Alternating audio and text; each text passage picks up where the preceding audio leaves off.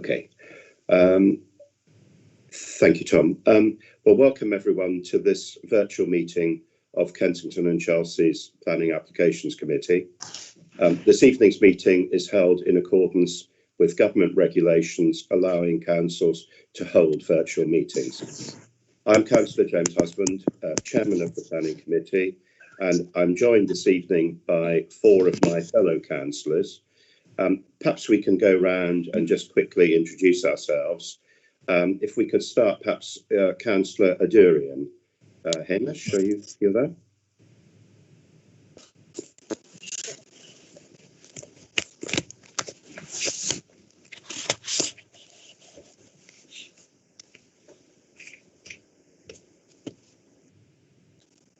Hey, Hamish, if you'd like to just come up on screen very briefly and just say hello, really. Sorry, I think I just did a moment ago. Clearly, there must have been an issue there. Apologies for that. Yes, Councillor Hamish Adurian. Good evening, everyone. Okay, that's great. And we're also joined by Councillor Sina Lari. Sina? Good evening. This is Councillor Lari, Councillor for Goulburn Ward. That's great. And Councillor Schmetterling, Dory, if you'd like to say hello. Good evening. This is Councillor Dory Schmetterling for Pembridge Ward. And that's it, really. Hello. Thank you. That's good. And Councillor Spalding, Markham, would you like to just say hello? Good evening, Chairman. It's Councillor Malcolm Spalding, Earls Court Ward. Great. That's great. So hopefully you'll recognise some of the voices, everyone, later on in the meeting. So it's the 5 of us who are councillors who'll be making the decisions on the applications in front of us this evening. We're also joined by officers who will present the reports and advise us. Now, the presenting officers this evening, there are going to be 3. Cheryl Savers. Cheryl, would you like to just say hello if you're on the line? Yes, thank you. This is Cheryl Severus here, a North Area team leader, and I'll be presenting some of the North Area cases tonight. That's great. And we've also got Ronaldo Cololino. Ronaldo, you're going to also be presenting some of the North cases, I think. Yes. Would you like to just say hello as well?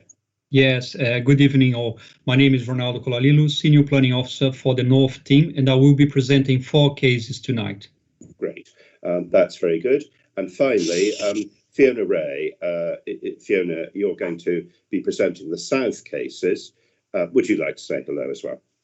Yes, good evening, everyone. I'm Fiona Ray, the South Area team leader. Thank you. Great.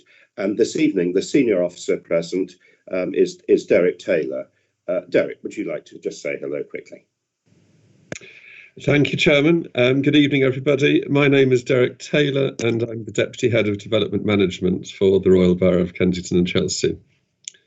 That's great. If later in the evening we have to have, other officers need to say anything, I'll introduce them at that point.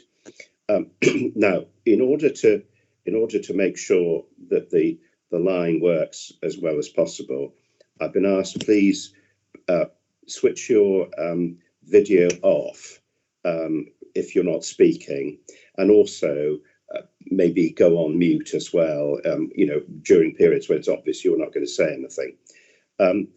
Finally, I would just like to mention that we follow the procedure that we have done in the past in committees when we've been in the town hall, and a lot of you I know will be familiar with how we deal with things. However, as a virtual meeting, I'd just like to mention that all of the members of the committee have been circulated with the reports, the various representations, also addendum reports which have been circulated. So I'd just like to make that clear. Now, if we move on to the agenda, first of all, other apologies for absence. Well, I think everyone who it was intended would be here is indeed here. Declarations of interest. Are there any declarations of interest that anyone needs to make? No. Are there any other no interest, Chairman? Oh, Councillor Spalding. No interests. Oh, I see. Sorry. Yes. I was taking silence. Well, I suppose I should mention Yeah. 3 of the Sorry. cases are in my ward. This is Dorish Metterling. 3 of the Yes. cases in my ward, but I have not discussed the cases with anybody. I'm not even sure I know all of the people concerned or any of them. Well, thank you for that. I think Dory, actually, that probably should be noted under the next item, which is other declarations. A declaration of interest would mean, for example, if one of us we were part owner of a building which was being discussed or something like that. So under other declarations, we note that. Now we don't have any minutes this evening, so in that case, I can move straight on to. I think it might be helpful if I give everyone an idea of what the order of business will be. We're going to start in a few moments with considering the case at Victoria Road, then Rutland Mews South, Drayton Court, Elm Park Road, Richards Place, Gertrude Street. We will then move to consider Latimer Road, Wickham Square, St Quintin's Avenue, Pangbourne Avenue, Ossington Street, Ladbroke Square, and we will conclude with 2 buildings in the Boltons. So that's going to be our order of business this evening. So in that case, I think we can make a start, and I can invite, I think, Fiona Ray. Fiona, you're going to present the Victoria Road case. So if you'd like to go ahead when you're ready. Chairman, sorry to interrupt. It's the legal advisor here. Yes. Can I just check if there's a vice chair for tonight, if your connection drops? Yes, I sent an email earlier to suggest that Councillor Spalding should take the chair if something happens and I'm suddenly unable to be present in the meeting. And that's my fellow councillors know that. Yeah. Thank you. Okay, thank you very much. Okay, so Fiona. Yes, thank you, Chairman. So the application at 63 Victoria Road, just a note from the addendum report that was circulated, an edit to condition 4 is suggested.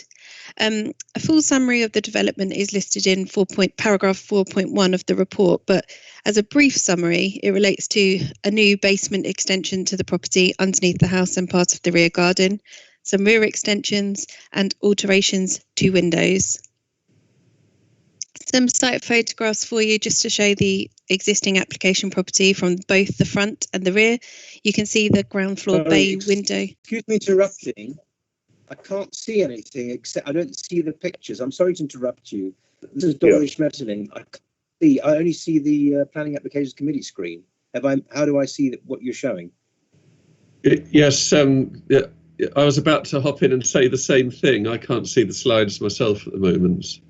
Right. Phew, it wasn't just me. Yeah. Okay. Yeah. I'm not sure what to suggest unless we ask for support from IT. This is Cheryl here. I still have control of the slideshow.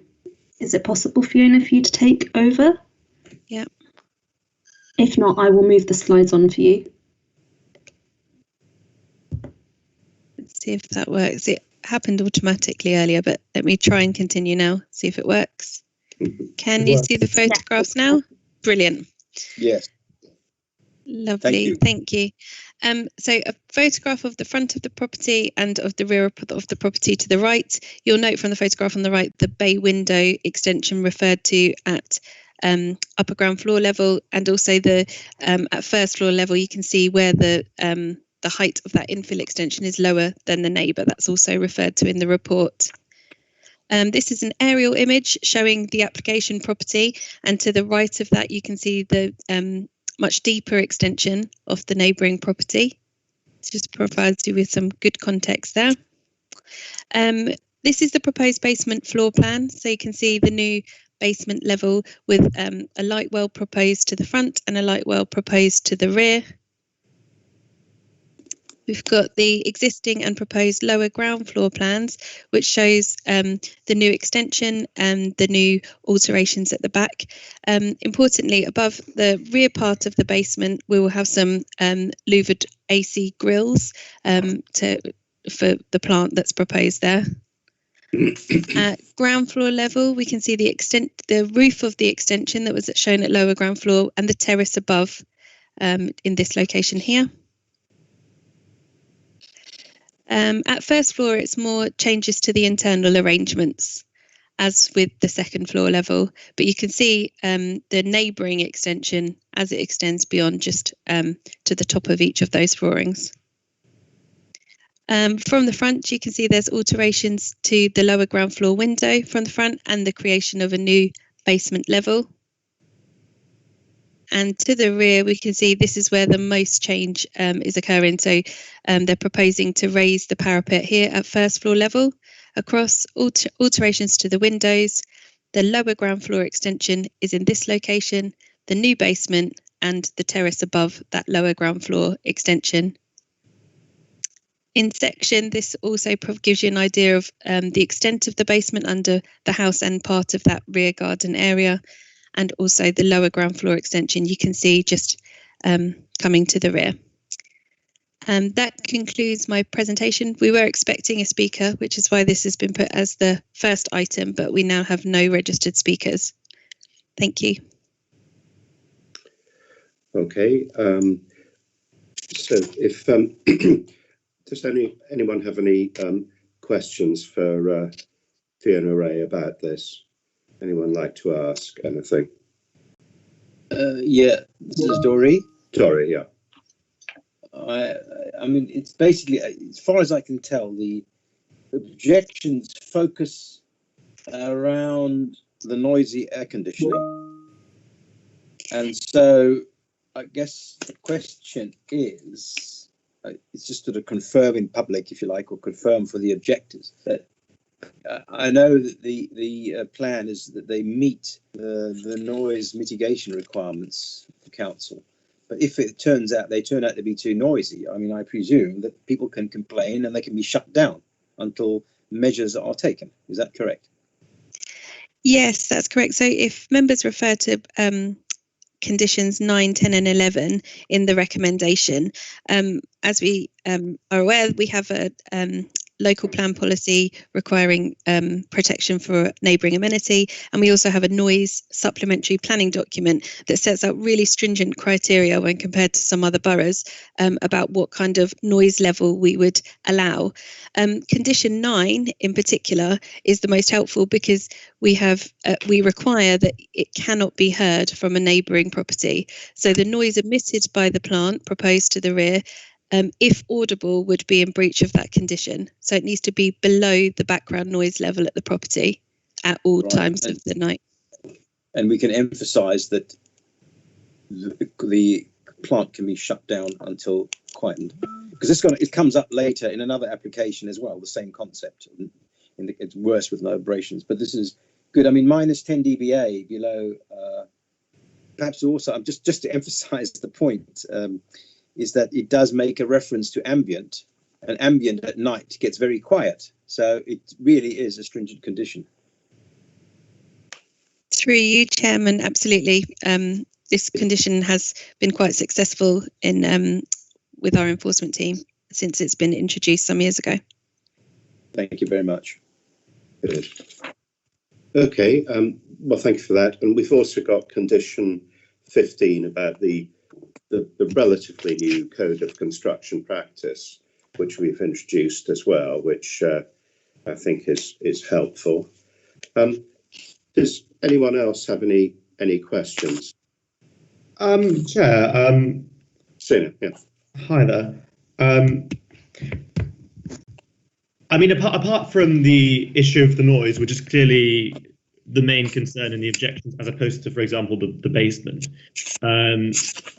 The other issue is the rear restructuring of the property, the creation of the new terrace. And we've seen comments from 16 Launceston Place, who are going to be, as they might put it, bearing the brunt of this new terrace.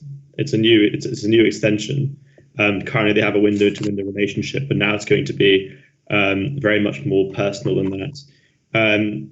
So, from an officer's perspective, how can we balance our local plan, which states, roughly speaking, that residents should enjoy privacy and that any development should not seek to undermine this? But in this case, there's a new terrace with some new overlooking that's clearly more substantial than what already exists into the back of 16 Launceston Place and the neighbouring houses. Yeah. Through you, Chairman, I think that is a really good question, and it was an important factor in considering this application. I've just put up the drawing, the elevation drawing again, to show where the terrace is proposed. I think for me, the most important thing is that we have an extension at the next door property that is deeper. So that whilst the terrace will come out, we have views in a similar fashion looking onto those properties from other windows that look directly. We also have a good size garden. It's not enormous, but it's a good enough size that the impact would not be harmful in our opinion. You also have windows up the property looking back as existing. So there is a kind of degree of these two properties backing onto each other and overlooking at the moment. And at that upper ground floor level, we don't think that the change with the new terrace would be a harmful one.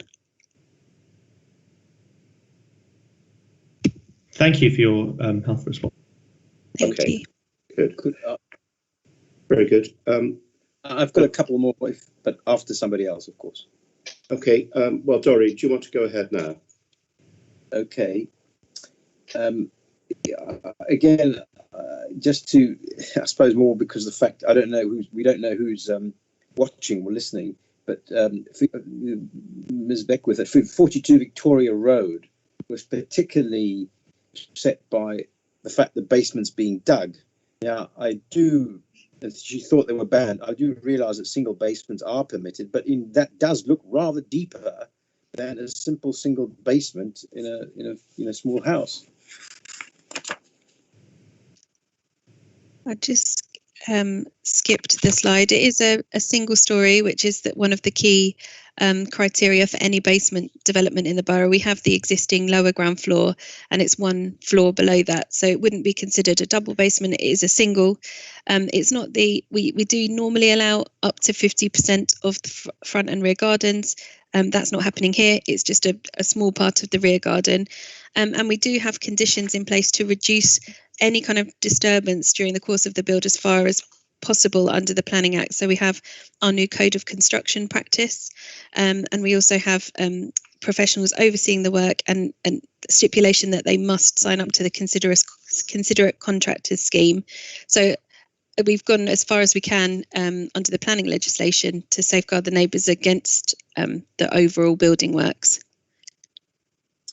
And I suppose the second one was, well, I guess it's to do with what you've just said, that there is a proper management plan that has to be adhered to, but that is I think still to be submitted, because there's a considerable concern that what's been submitted is, well, to quote one of the objectives, largely generic and unspecific to the proposed project.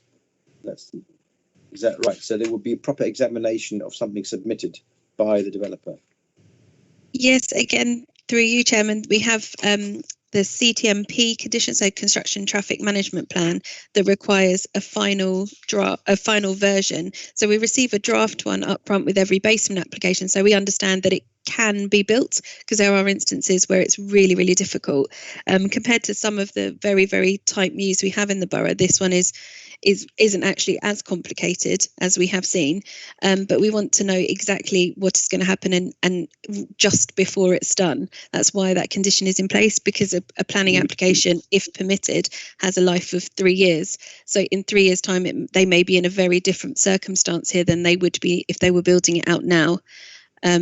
So they would be tied down with the CTMP, and that would be enforceable and monitored by our construction management team as part of the Code of Construction practice as well. They're interlinked in some ways. Thank you very much. I think that completes all my questions. Thank you. Very good. Okay, well, I think in that case, having heard that discussion, I think we can probably make a decision. So, Chairman, I did have Markham, a queue up and I had my hand up. A quick question and an observation, very rapidly. Yeah, of course. Yeah. On the rear elevation drawing, I was quite interested in that bay window, and I wondered if it seems to be it's the left hand as existing. Do the officers consider that to be an original conservation feature, or is it something that can just be sacrificed? Yeah, that's a great question. We believe it's non-original, and we actually think it's potentially a benefit to remove it. Whilst interesting in its appearance, it's been sort of added over time and doesn't relate to any other bay windows in the group. I'll just show you the aerial image which helps to show that. Yeah. Okay, I got that. And finally, Chairman, the objectors went to the length of retaining PPS, Phillips Planning Services Limited. It's the last document in the bundle, and it highlights this terrace. And on the second page, there's a photograph. And looking at that photograph, and they're worried about the overlooking. Well, of course, as officers point out, the overlooking already exists. But it just seemed to me, if the objectors had been here, I would have put it to them and to the applicant that between them, they showed trellis already. Could they just not put some green screening up on either side or on both sides? And that might solve most of the objections about the overlooking. Yeah, I mean, I think that's a fair comment. I mean, I think it's highly desirable if neighbours manage to reach agreement between themselves about that kind of matter. I think it's very much to be welcomed if that can happen. Okay, so I think let's move to make a decision. So the recommendation here is to grant, obviously with the conditions attached, several of which we've discussed.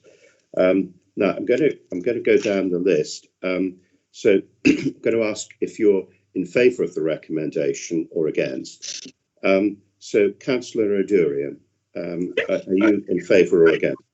In favour, Chair. Okay, thank you. Councillor Lowry. In favour. Councillor Schmetterling. In favour, Chair. Granting. And Councillor Spalding. In favour to grant, Chairman. Thank you, and I'm in favour as well. So planning permission is granted with those conditions attached. Thank you very much. Excuse me. If we can now move on to consider the case at 16 Rutland Mews South, and I think Fiona, you're doing that as well, aren't you? Yes, thank you, Chairman. Again, just like to draw members' attention to the addendum report where we have suggested an additional informative. This application, planning permission is sought for a mansard roof, in summary, which will accommodate some new plant equipment. So just turning to the slides, this is an image taken from number 42 Brompton Square behind the property at Rutland Mews South. So you can see the existing roof extension just here. These are some photographs which the speaker asked me to include, and I will provide an opportunity to flick back to, just showing the proximity to neighbouring windows. This application was due to come to committee some time ago, and there was concerns raised about the noise report and how it dealt with the impact on the property next door at number 17. We have received additional information, and our environmental health team are now happy with that information, but it's helpful to include this image for the speaker as well. There's also another image from number 17 showing the proximity of the two properties. This section through is quite helpful that was submitted with the application, which shows a kind of view looking from the rear of the properties on Brompton Square. And at the moment, we have a structure at ground floor level, which is subject to a separate enforcement notice. So the weight at which you attach to that should be born with that in mind. But it's proposed to extend the mansard out over this roof and contain some new plant in this area. It's understood that that would then remove the need to keep this existing plant at ground floor level. The ground floor plans just simply show the removal of that. And the second floor plans, we can see that new mansard extension coming out with 7 AC units contained within that area. You can see on the rear elevation, so the image we looked at on the first slide, you saw this extension here. It's proposed to continue that across at roof level to read like a mansard. And section through the site, you can see that again. So this is the part of the roof that isn't extended to the rear, and it's to infill that area as shown in the red image. And again, from the other side, a section through section BB just shows again how it's proposed to come out, and within that the plant would be contained. Officers are recommending approval for the application subject to conditions. That concludes my presentation. Thank you. Okay, thank you very much. Mr. Edwards, I think you're able to join us, yes? And you're obviously a neighbour. Yes. So when you're ready, please, you have up to 3 minutes to talk to us. Please go ahead when you're ready. Right. Thank you. Well, you had to bear with me because there are 1 or 2 quite technical issues here. But as it was mentioned, the 7 air conditioning units had been operating in the garden between the 2 houses, that's 16 Rutland South and 42 Brompton Square, that are co-owned by the same owner. And once they started using these units, the noise in the adjacent properties, and certainly ours, was so horrendous that we advised RBKC, and they put an enforcement order on saying that they couldn't be used anymore. And that's what gave rise to this issue. The noise was incredibly loud, as was the vibration. Now, the main issue relates to the noise assessment report, in that in paragraph 4.1 in the report, the local authority guidance is that noise should be measured 1 metre from the nearest residential window or 1.2 metres above the adjacent garden.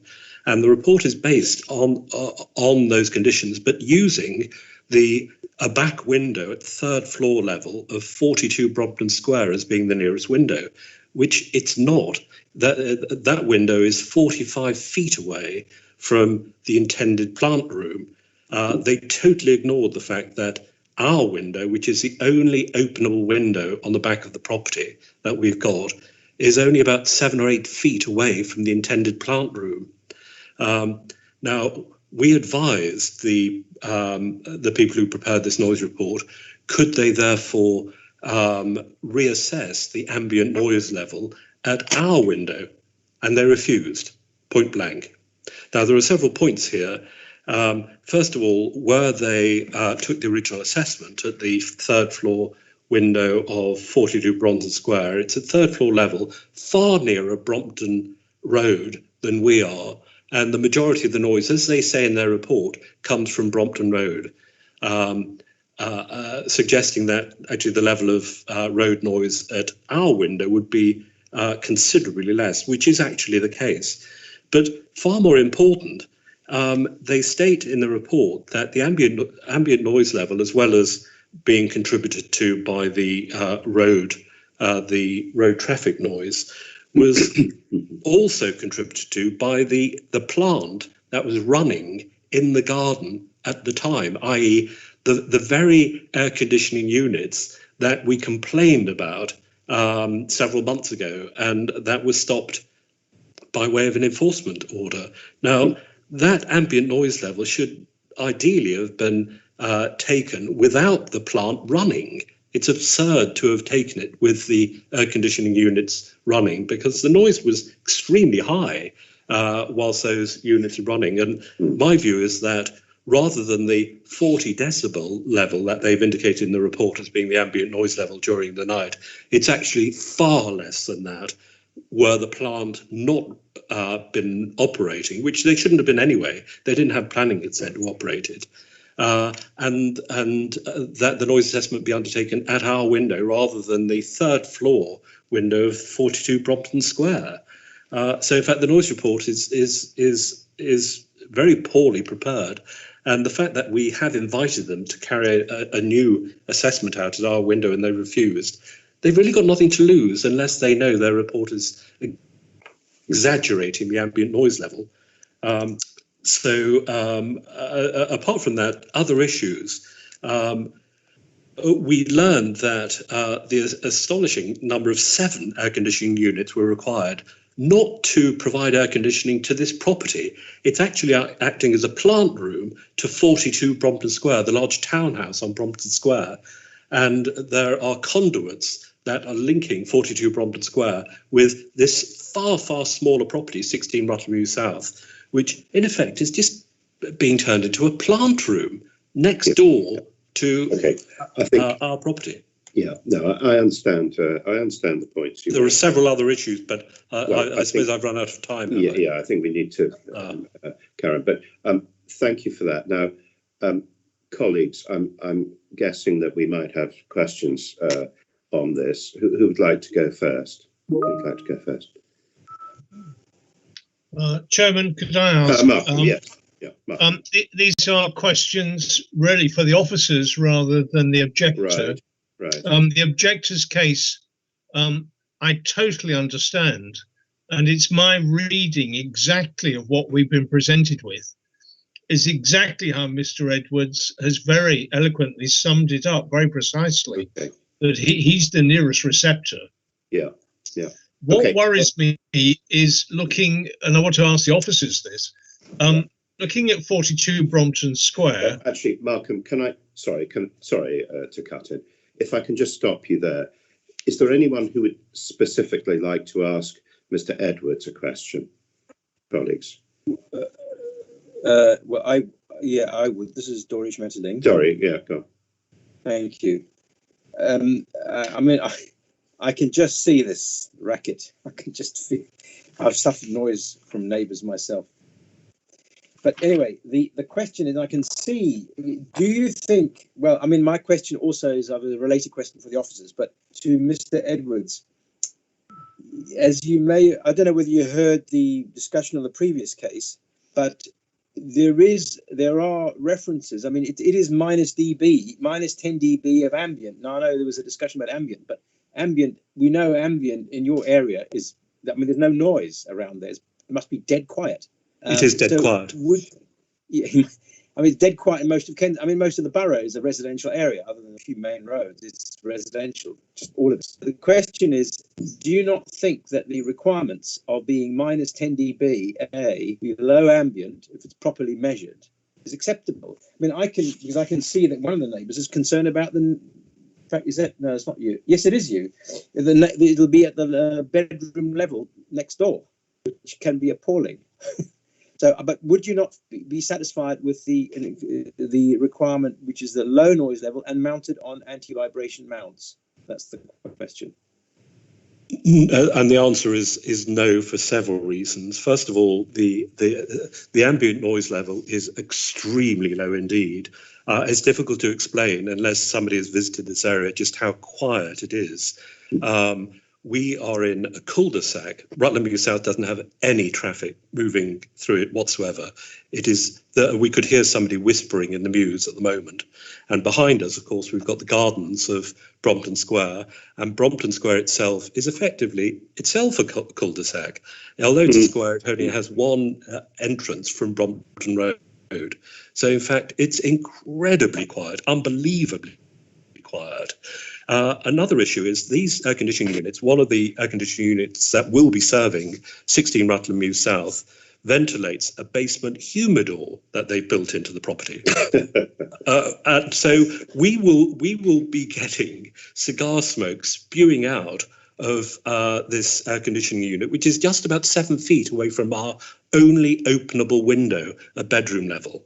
So, you know, everything about this is appalling as far as the neighbours are concerned. Environmentally, 7 air conditioning units. These are really big air conditioning units, 7 of them within just a few feet of our bedroom.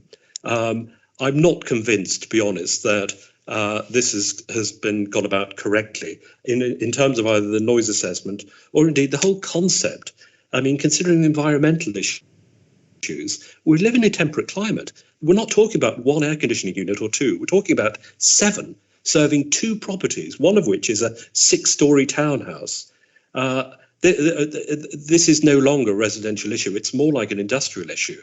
And they're using 16 Rutland Mews South as a plant room for their large townhouse on Brompton Square. Okay, Mr. Edwards. It's untenable.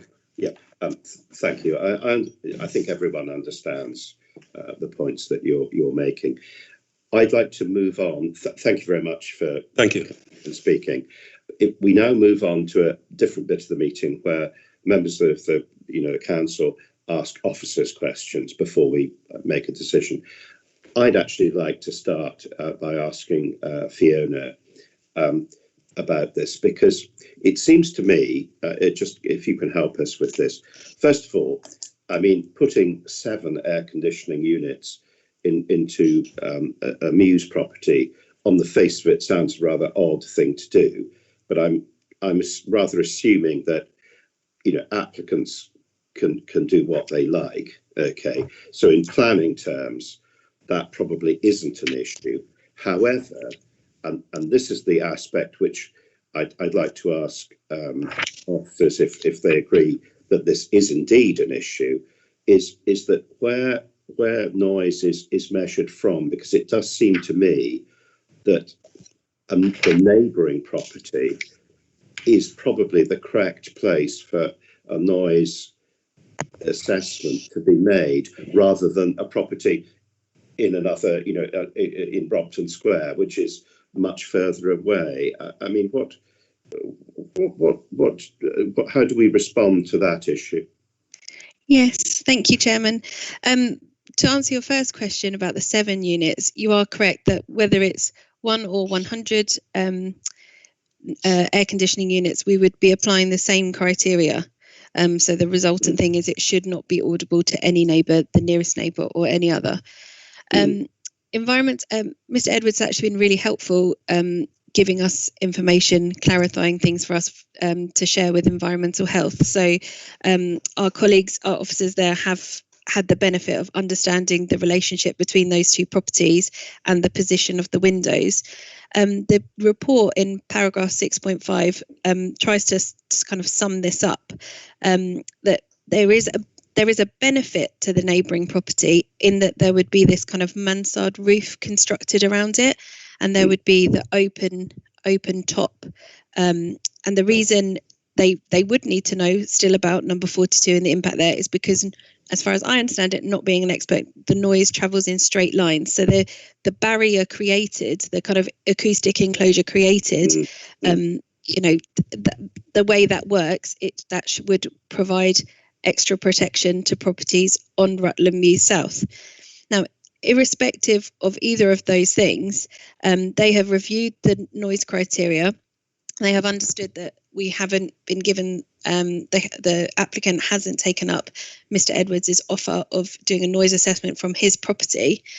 We've said, can you look at this and make sure, can we comply with the noise criteria? That's been the key question for us as officers, based on the information we have received, the subsequent emails going back and forth and everything else, and the objections. Can we be sure that it can comply and those conditions are going to protect residential amenity either side? Our officer has said yes, as in their expert opinion, they think they can comply. And if the noise is audible, the switch off clause is reasonable. So we're satisfied that those conditions provide the protection it would, whether it was 1 air conditioning unit or many more. Yeah. So that's the position we've come to with our expert advice. Okay. All right. Thank Chair. you. Yes, Sina. I mean, I was going to ask a question to Mr. Edwards, but it's not the end of the world. I would like to state to officers, I am forming an opinion on this, given what I've read and heard in the objections.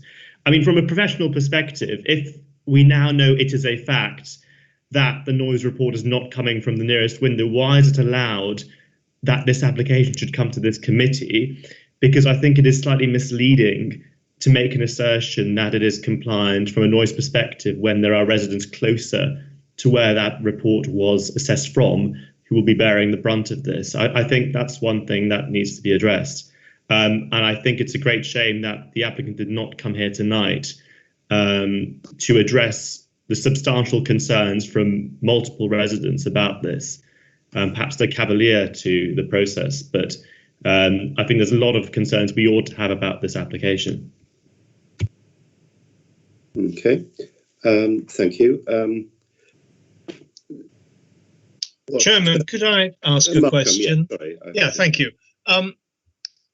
It's Miss Ray, is it, who's presenting? Yes. Yes. Thank you. Miss Ray, can I just refer to the red outline that's given in the plan at the front of the pack? The red outline which delineates the premises 16 Rutland Mews South actually overlaps into the garden of 42 Brompton Square. And if you look at the very last plan in the pack, supplied by the applicant, OWN Projects Limited, I don't know if you can see that final plan. That extends even further. It's got another little red nodule that extends even further into the garden of 42. Now, it is clearly over the boundary line from number 16 into 42, because you can clearly see the boundary as a faint black line. Now, what is that extension doing? If you look at the first of the plans supplied by OWN Projects Limited, supplied by the applicant, if you look at the bottom right-hand plan view, proposed second floor plan, it shows some stairs next to the plant room with all these air conditioning units. I don't know, can you see that plan view? Yes, yeah. Yeah. Now, all these units physically are located in this extended area, which overlaps into the garden of 42. And we're told by the objectors that, in fact, and I don't know if the officers can confirm this, that in fact there's pipe work up the garden where most of these units are air conditioning the townhouse, 42 Brompton Square. Have we determined there is pipe work? We haven't determined it, but it is a relevant question because number 42 and as I understand it, and this property, the application property, are in the same ownership and are used as one. So they have been amalgamated in the past when planning permission, we considered planning permission not to be required to be used as one. So whilst they are showing that as the single site, so they're showing that property, but I have identified the red line of where they want the site to be seen at. Well, the red line then, to get to my point, the red line clearly overlaps into the garden of 42, and the pipe work is in the garden of 42, and 42 is grade 2 listed. So I don't think we can determine this tonight. I don't think we can decide it because it must include the grade 2 listed property as well, and not just the Mews plant, because all these air conditioning units are actually within the curtilage of the listed building, 42 Brompton Square. I think that's a really helpful point. What I would say is that the actual pipe work, the laying of pipes under the ground, wouldn't require listed building consent. If the internal changes separately to number 42 had required listed building consent or wasn't granted it, as part of the enforcement investigation into the existing air conditioning plants, which I think I'm just assuming here that the pipes lead to, because they are in that location shown on the applicant's own red line site plan. It's in that location that the existing units are. So, but that would have been part of the enforcement investigation as well when we were considering it. So they would be looking at what had been done as an unauthorized development. So I mean, I don't know whether that's there's not a separate... my point. With respect to you, that's not my point. My point is the applicant's own plan drawing, which is labelled Own Projects Limited, which clearly shows that the extension at the back of 16 Rutland Mews, where all these 7 units are housed, that extension is within the curtilage of the garden of 42 Brompton Square, which is a listed building. So the application's really got nothing to do with 16 Rutland Mews, because all the plant is in the garden of 42, albeit at second floor level, it still overlaps the boundary line.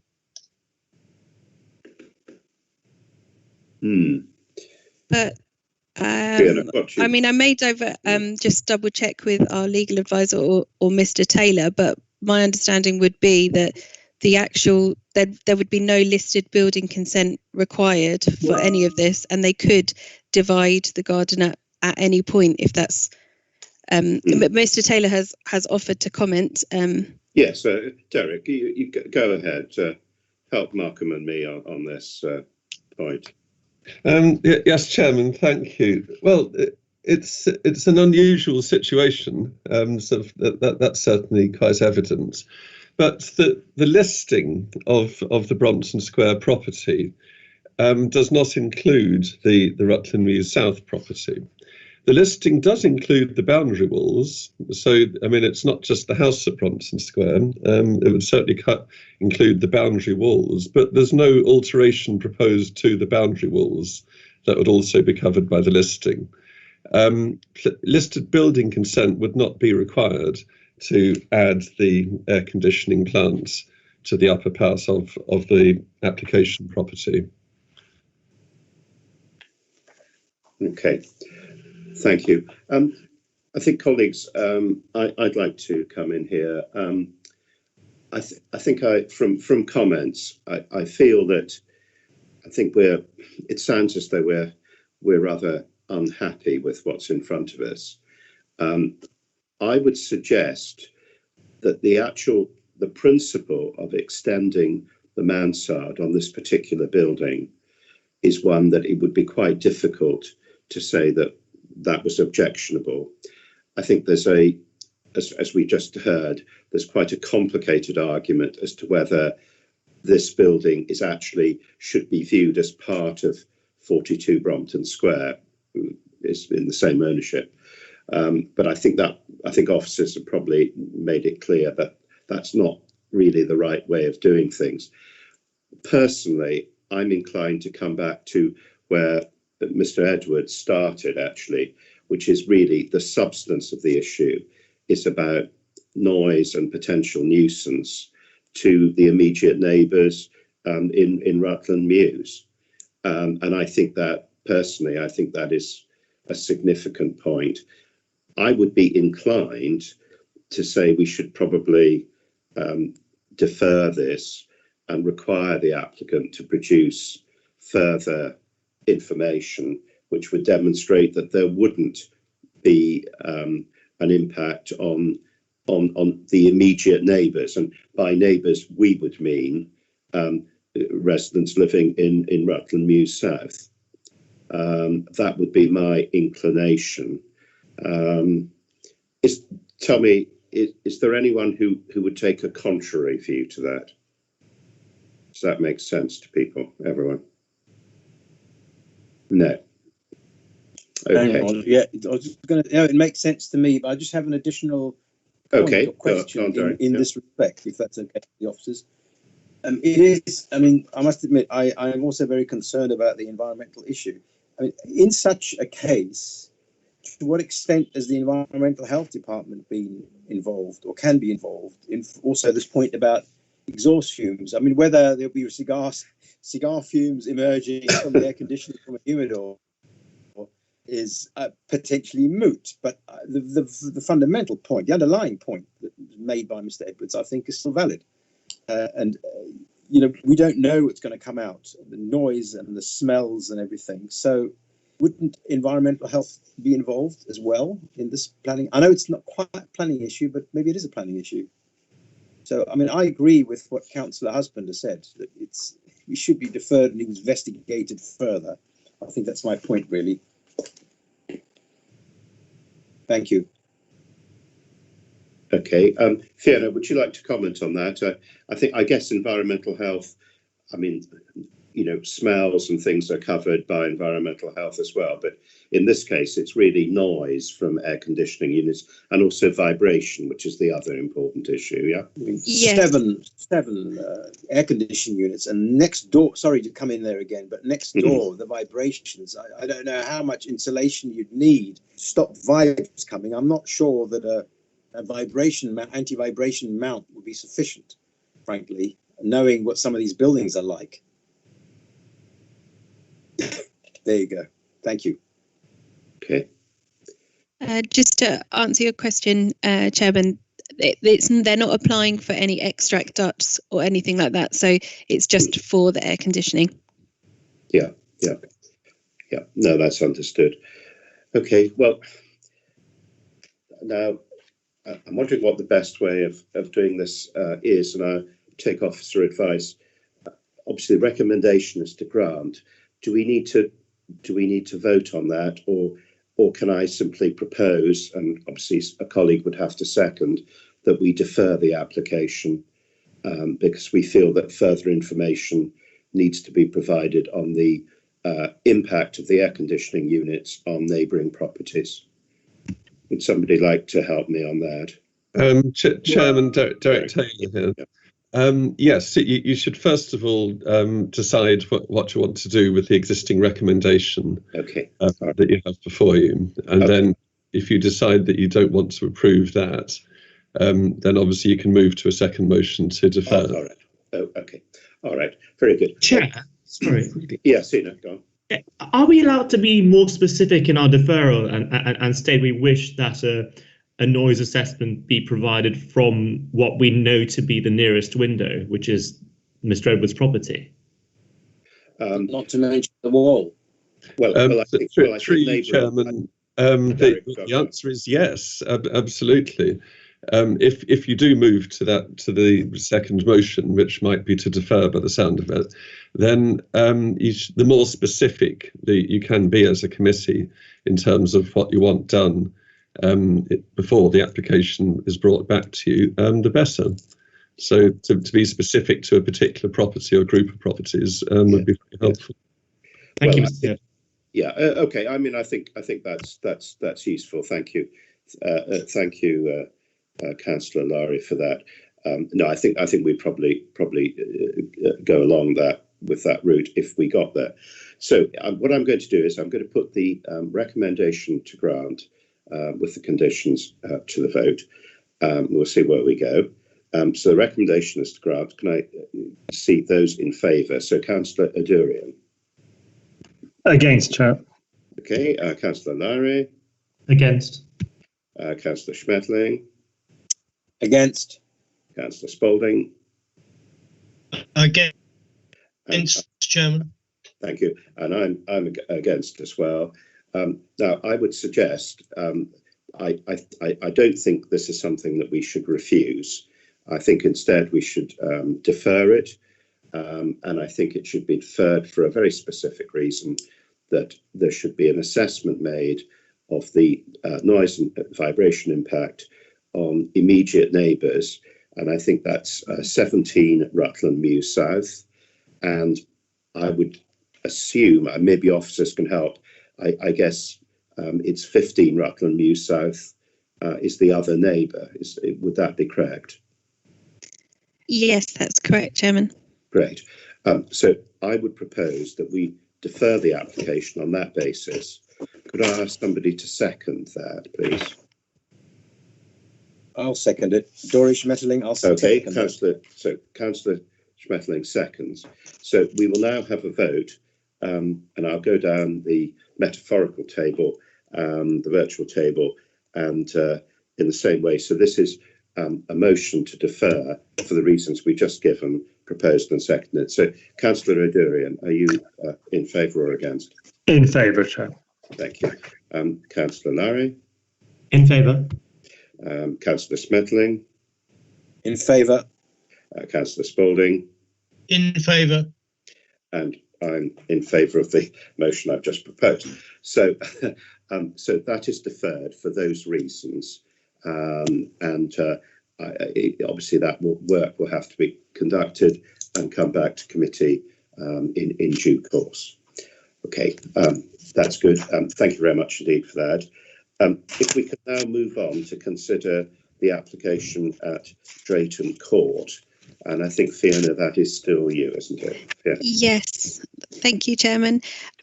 Just draw members' attention to the addendum report again. Importantly, we have received further representations that were circulated to you. We're also suggesting verbally an edit to one of the conditions as in response to one of those objections. So within the conditions section, we've just talked about it about noise building services plant. So it's condition 3. I will explain as we go along, but the last sentence of that condition, starting if at any time, we officers are suggesting that line is deleted, and I'll explain as we go on. Planning permission on this application is sought for some new storage sheds to the rear. The full description is included in the report, but I'll just move to some slides. Looking at the photographs, probably the most helpful thing to point your attention to is the top left-hand image, and it's got some small arrows pointing towards it and a raised planter. That is the location of the proposed storage sheds within that rear garden area, and you can see it again on the image below and to the top right in different views. This is and some images of the existing storage sheds that exist at the property. And then we can see the elevation drawings. So we have the existing above showing that raised planter I pointed out on the right hand side, and then below the proposed. So the existing storage sheds rebuilt and a new shed in the place of that raised planter. A section detail shows you the depth of it from the back wall and the rough height of it. Oh, not the rough height of it, apologies, the height of it. And then in the floor plans, we can see the existing, showing that existing storage structure there, and the raised planter and the proposed. So the representations we received late have been really helpful because they've identified that this particular application seeks to re-provide some boiler equipment which serves the flats within Drayton Court. Now, the normal switch-off clause, so if something is too noisy and unacceptable, we've just discussed it in the previous application, we would ask that it would be turned off. Now, reviewing the fact that the turning off these boilers and would effectively stop people having heating and hot water in the flats, that would not be considered to meet one of the tests. It would not be reasonable. So we have concerns with that. Nevertheless, without that switch-off clause, it still remains enforceable. So if the plant was noisy and unacceptable, we could still take enforcement action to make sure that it is. It just would mean that we wouldn't have that kind of instant power to get it switched off like we would with air conditioning units, because it wouldn't be reasonable to do so, because it affects so many more people. So that's why we have suggested that. This does leave an opportunity for, say, if the boiler is noisy, there would be a delay in which our enforcement investigation would have to go back and forth. However, we are comfortable with that arrangement in this particular application, firstly because there are extra, there is a relationship between leaseholders and freeholders. There is also a need for it to be ongoing and be well maintained because it's serving those flats themselves. And we also think we still have the enforceability of ensuring that it's below the background noise level and not causing harm. And we've received a noise impact assessment that, again, our colleagues in Environmental Health have reviewed and are satisfied that it can definitely meet. And the type of plant that is here is not as noisy, if you like, as a standard air conditioning unit like the ones we have just discussed in the previous application. So I hope that gives you some explanation why we have suggested that deletion. But that concludes my presentation, and I'm happy to answer questions after the speakers. Thank you. Okay, thank you very much. Now, for this application, I think we have a couple of people who'd like to speak first as objectors. So, if I could ask you just to each introduce yourselves, and then when you're ready, you'll have 3 minutes, but between you, if you get me. So, please, who would like to go ahead first? I'm Simone McLeod-Nairn. I am the owner and resident of Flat 3, Drayton Court. Okay, great. So are you going to lead off? Are you going to... Yes, I am the first speaker. Shall I start? Yes, please. Okay, go ahead. Thank you. So good evening. I am the owner and resident of Flat 3, Drayton Court, at the back of Drayton Court building for the last 21 years. I am representing the DCR, which is the Drayton Court Residents Association, and I will personally be affected by this application. The current sheds are less than 1.3 metres from my flat. I can touch the top of the sheds from my terrace. There is no noise in the flats at the back of the building. This is a very quiet residence. We have 2 mansion blocks on either side, and directly behind is a very large house on Harley Gardens, which cocoons us. The current sheds back onto the wall of that house. There is no noise from the street and no noise from pubs or clubs, contrary to what is stated in the noise assessment by the applicant. The current equipment is in a boiler room in the basement. There is no need to move it. The noise from all the machinery will be significant, impactful, and 24 hours a day. And our technical expert, Danny, will confirm those details. Because of this noise, I will have no quality of life. The solution to the noise by the applicant is to turn the equipment off. This is a shocking solution, as it means that there will be no heating or hot water for the building that is comprised of 27 flats. Thank you. Thank you. Next, I'm Christine Harry Ward. Danny, are you there? Yes, yeah, I'm here. Yeah. Danny, over to you. Okay, thank you, Chair. My name's Danny Fiumicelli. I'm an acoustic consultant. I'm an ex-environmental health officer, and I've been doing this for 35 years. Yes, the applicant has submitted a noise assessment, but crucially, he doesn't demonstrate that they can comply with the council's requirement for the noise level to be 15 decibels below background if the noise is tonal. There's a collection of pumps and other equipment here which is commonly tonal. A tone is a kind of whir or a whine or a hiss, which will add to the impact of the noise. The other problem here is that they've used a proxy background noise level, which the council require the noise to be significantly lower than. They've used a background noise level from a measurement of a property closer to the local road network and with less screening, so it's likely to be higher than at the rear of Drayton Court, which is very well protected from and screened from all the local roads and is very, very quiet. And finally, as part of the assessment, they've attempted to justify the noise by comparison with a completely inappropriate standard guideline, which is designed for occasional, infrequent entertainment noise.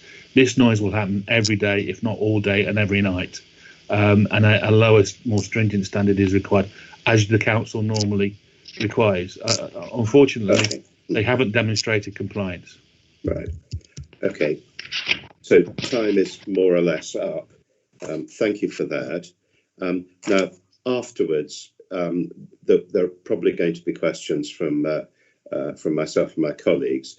But if we could now hear from Mr. Richmond Dodd, are you online? Yes, can you hear me? Great. And you're speaking on behalf of the applicant. So yes, in the same fashion, when you're ready, you've got up to 3 minutes as well. So please go ahead when you're ready. our approach to this proposal is to minimise the impact for the residents there. Obviously, that's the most important thing for this development here. And so we've done that by proposing to reinstate the original shed design at the back there and to build soundproof enclosures that make the sound externalities there negligible. So we appointed an acoustic engineer. He's done the calculations. We've installed a temporary tank and pump, and these are being measured on site. And also the technical specs have all been considered of the plant. The conclusion is, with the plant running at full, the output would be around 25 dB. It's not likely that this plant will run at full, so it's more likely an output more like 20 dB, which is something in the region of the background level of a recording studio. So it's less likely that this is 25 decibels. It's more likely 20 decibels. The 25 is a maximum. It's an upper level taken. With regards to the appearance, we're maintaining the original design of the sheds. It's consistent with the other 3 mansion blocks along the back section. The light isn't affected to the flats. There's one possible flat that could be affected to some possible degree.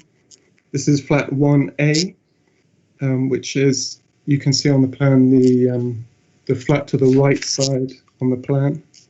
And the extent on this flat is really a different outlook through the rear window rather than any effect on light or any effect on quality of that flat.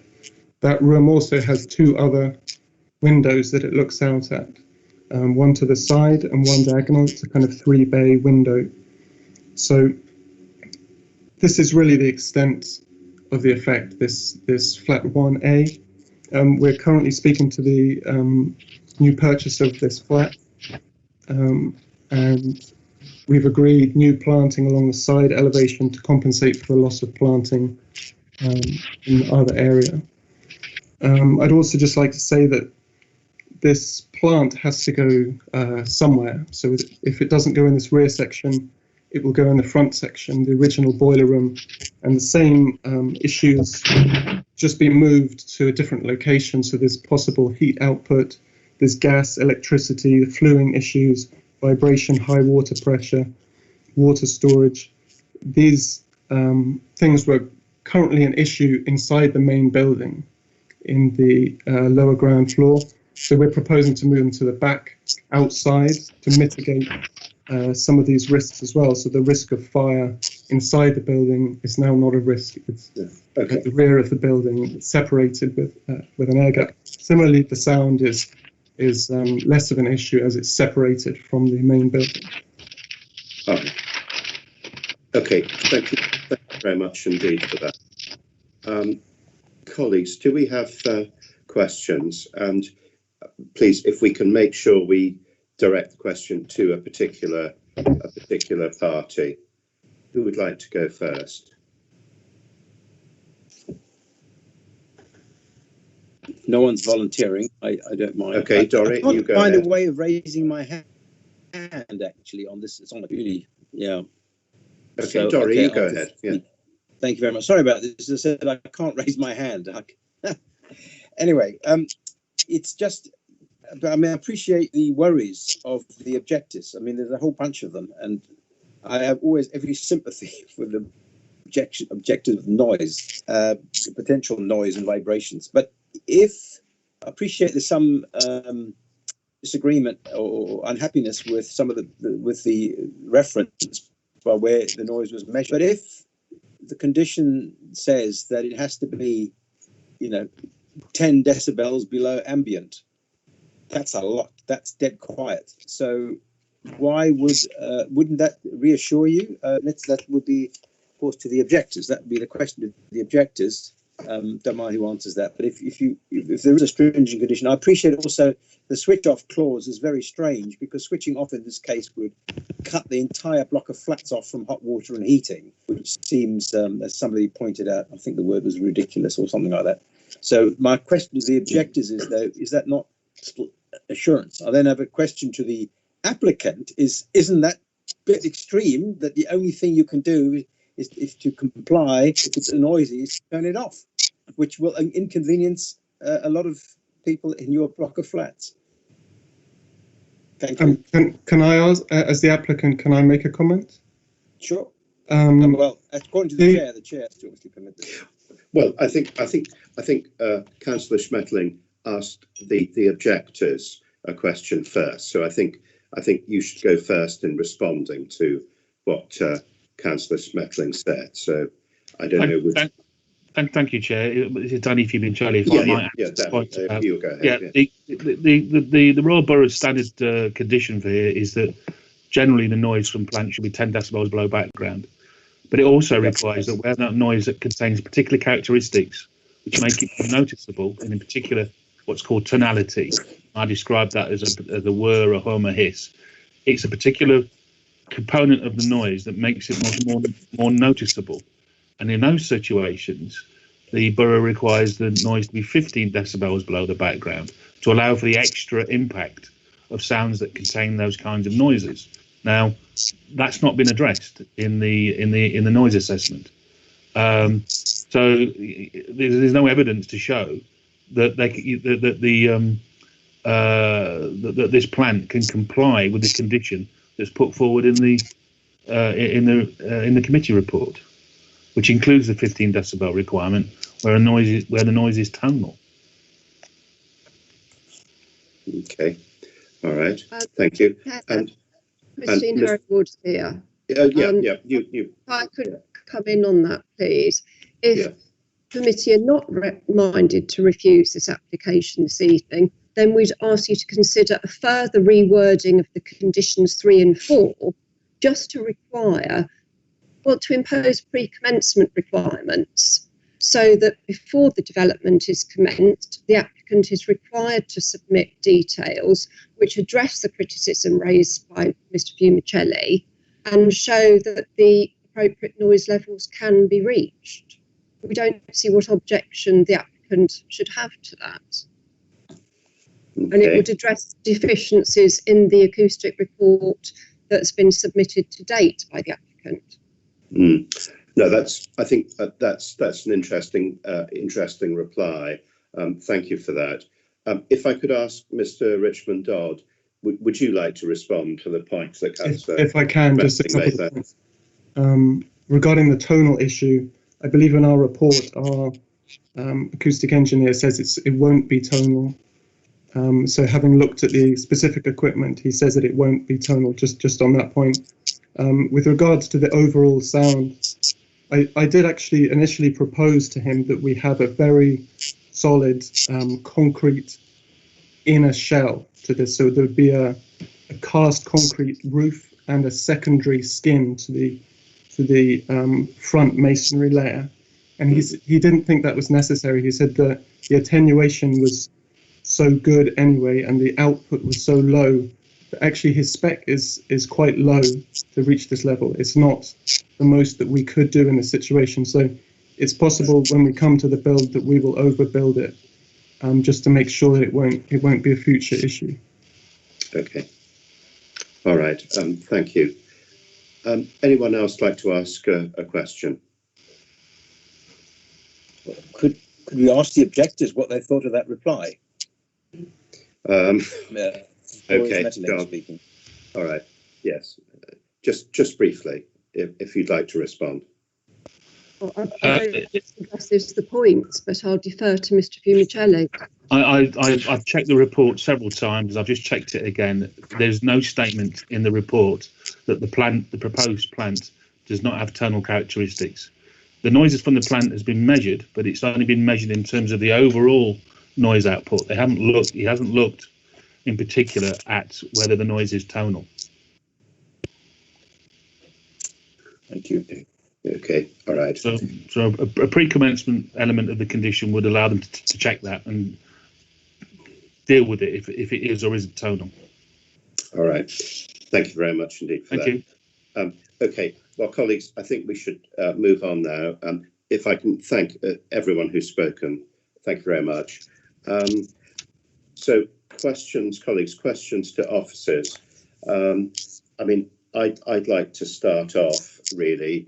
I mean, I think in sort of normal planning terms, I can't really see that what's proposed in terms of creating what's been described as kind of shed, but you know, the structure that's proposed, I really can't see how that could be viewed as objectionable. So, as before, we're really considering aspects of noise. Now, I would have thought the suggestion of requiring a pre-commencement details, or you know, a condition that gave that effect.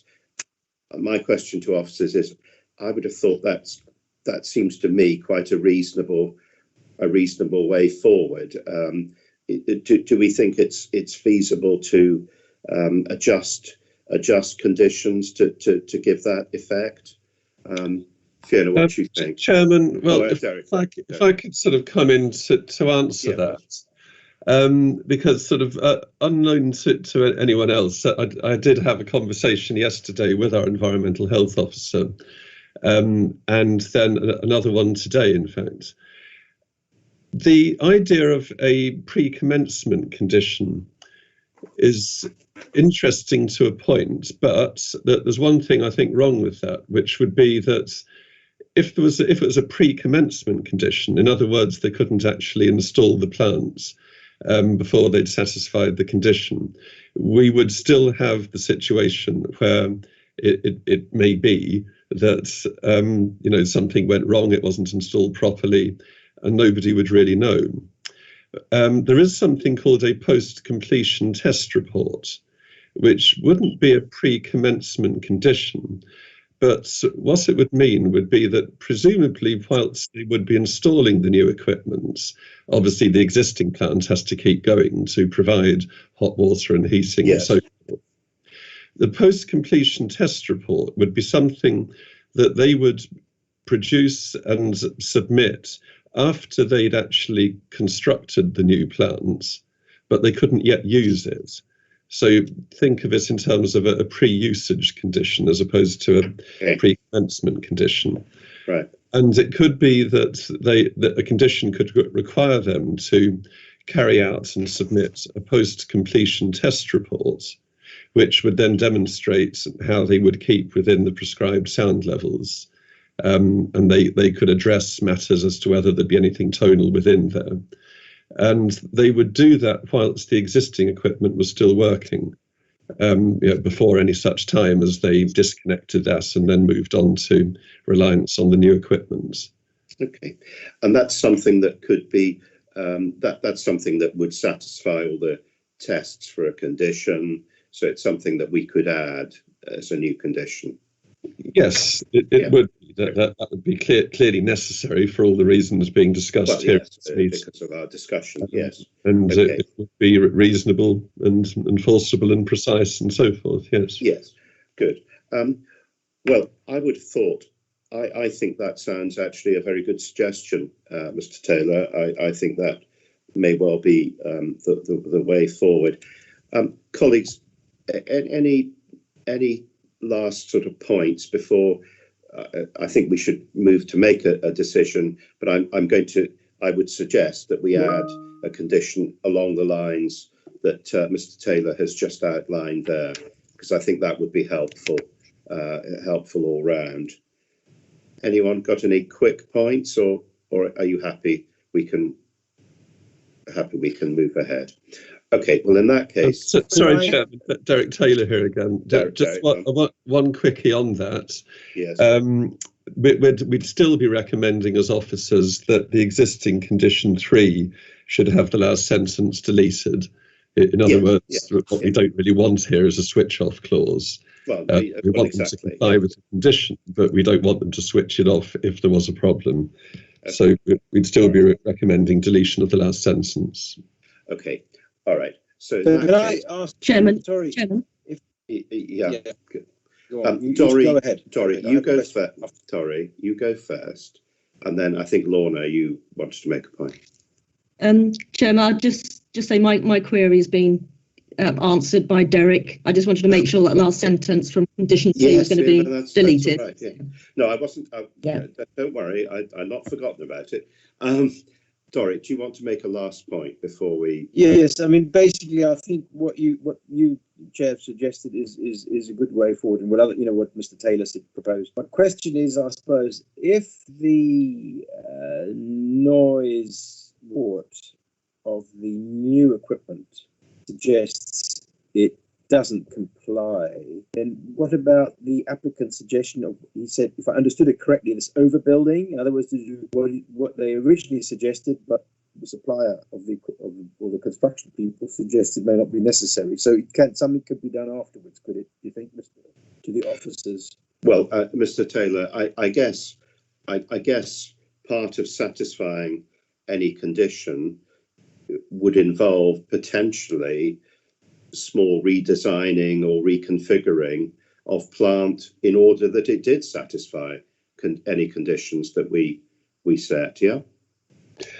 Well, yes. I mean, so in that scenario, sort of illustrated by Councillor Schmetterling, they would submit their post-completion report before actually bringing the new equipment online. If there was something wrong with that report, and then it wasn't approved by the local planning authority as it would need to be, then obviously at that point they would have to amend the equipment, do anything necessary, and then submit a new report. Yeah, good.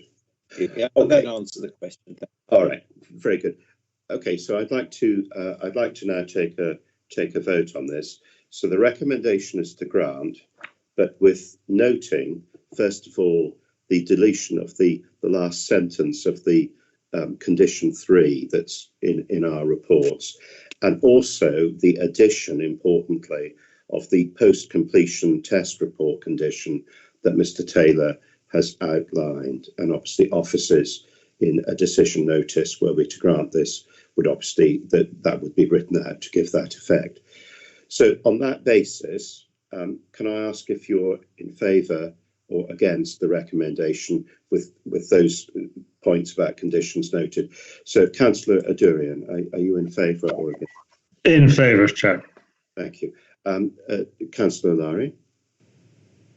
In favour, Chair. Councillor Schmetterling? In favour. Councillor Spalding? In favour. Thank you, Malcolm. I'm in favour too. So that is granted, but with those new condition and an amendment to a condition.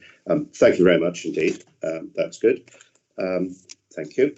If we can now move on, please, to consider the application at 5658 Elm Park Road.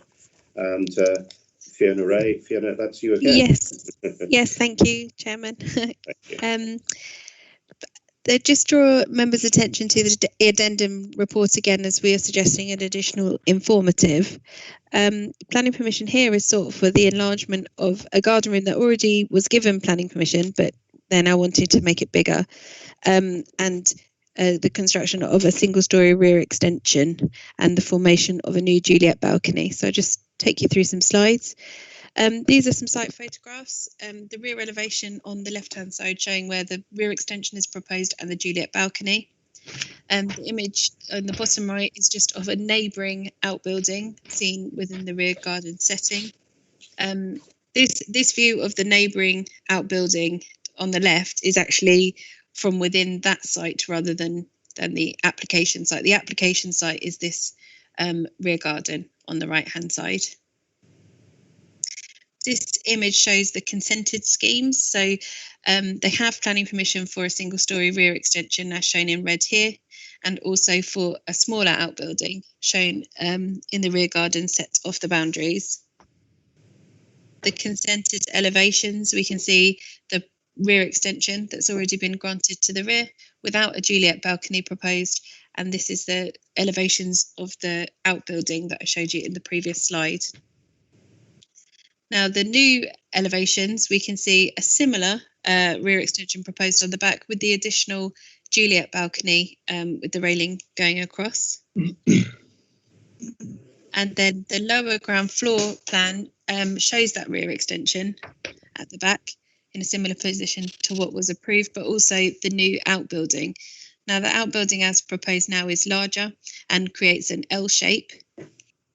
Show you some further images. At ground floor level, you can see the position of that outbuilding in the extreme rear garden. The garden room elevations, because of its L shape. Sorry, could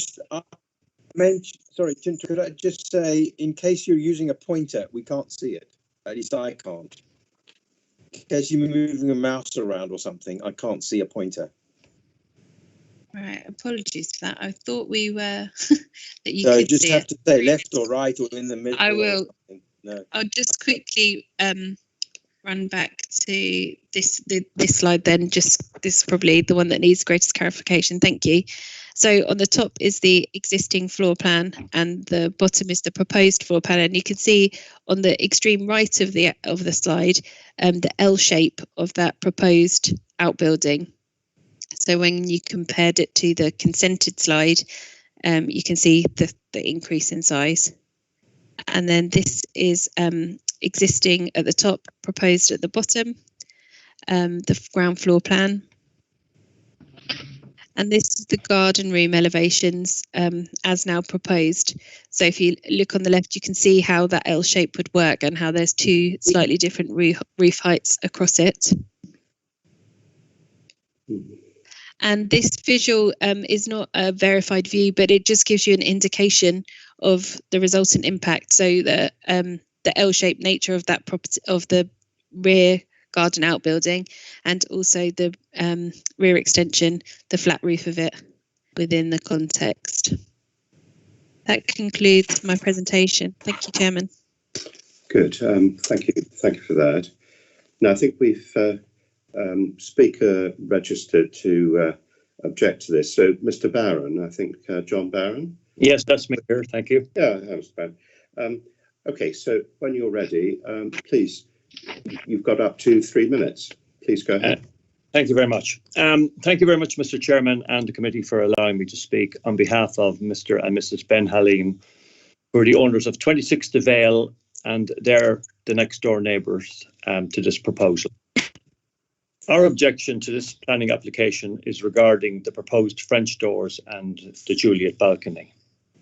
By allowing the change from a window to a double French door with a Juliet balcony, effectively allows someone to stand outside the envelope of the building, which will have a severe impact on Mr. and Mrs. Ben Halim's private privacy and overlooking.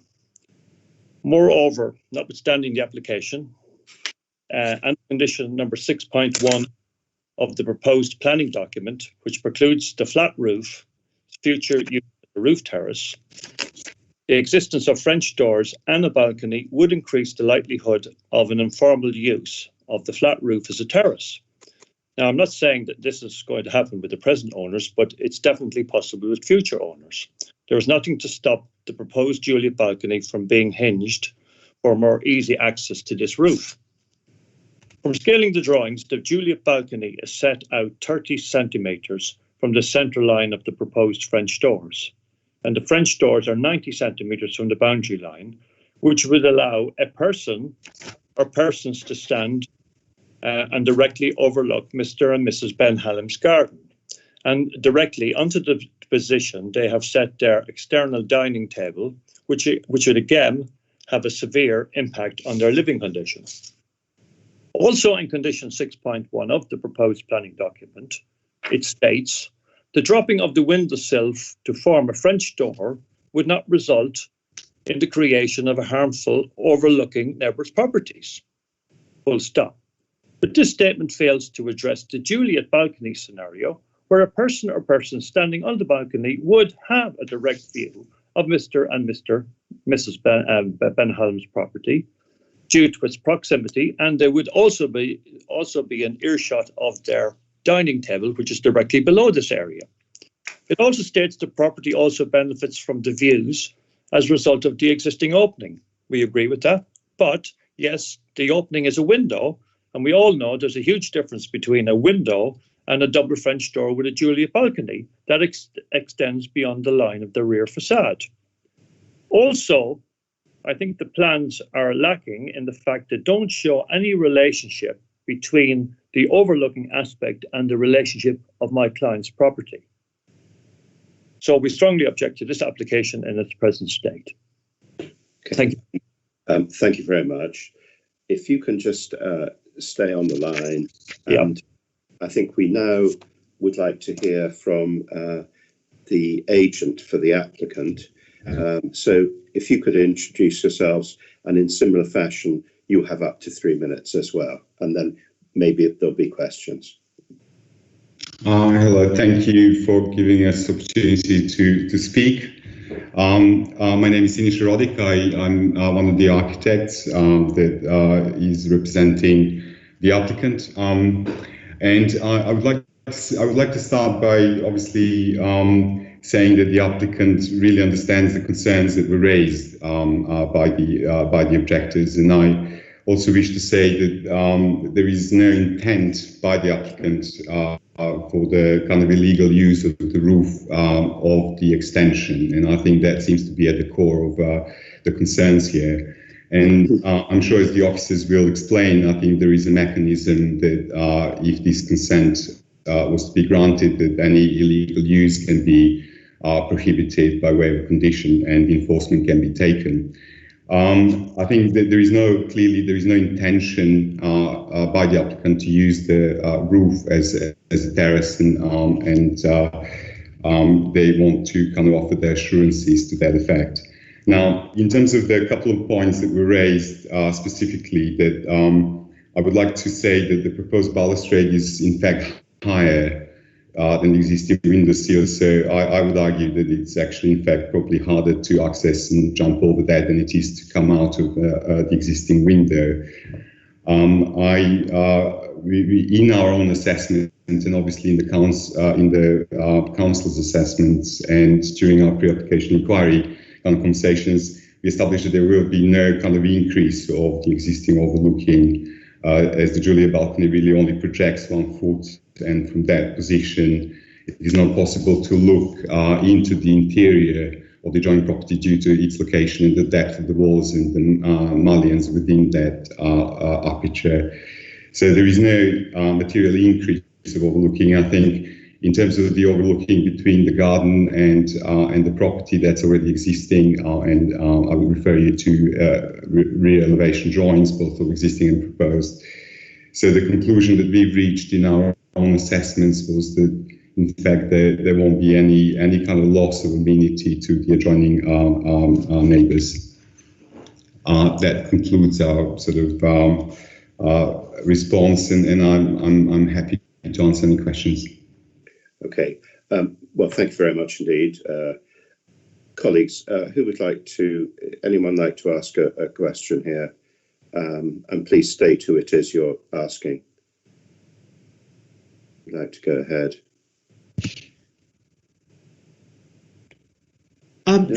Chair, I can see Mr. Al-Khaimi is registered to speak. Is he one of the residents? Is he on the call?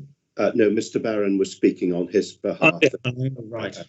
No, that was agreed this afternoon. So no, that's fine. Do you have any question to? Well, it was more. I wanted to sort of seek a first-hand perspective on the potential overlooking if one peers out of the Juliet balcony. I mean, from a planning perspective, we have to take it at face value, and on this application, there's going to be no roof terrace. But to what extent are there harmful views being created when one peers over the Juliet balcony? Perhaps Mr. Barron, you can. What exactly in detail can be seen that cannot currently be seen through the windows? Okay, thank you very much. Just to let you know who I am, sorry, and I didn't probably explain it. I'm the architect on the development next door, which is 26 De Vale. So I'm very aware of the development of Mr. and Mrs. Ben Helens. If you stand on the Juliet balcony and you look down to your right, which you would do, you will look directly on top of my clients having their dinner in the evening. Because Dave, we have positioned a dining table which cannot be moved because we've got heaters built into the ground, and that Juliet balcony is in earshot of everything that everybody would say around that table. And personally, as if I was any resident, I certainly wouldn't like somebody standing and looking over my left shoulder, looking down.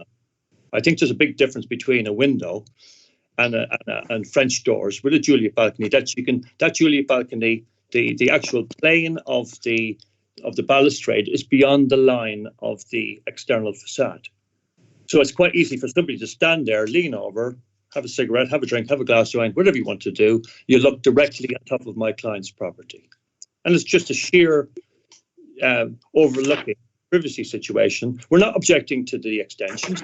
We have no issues with the extensions in any event. We've never objected to them.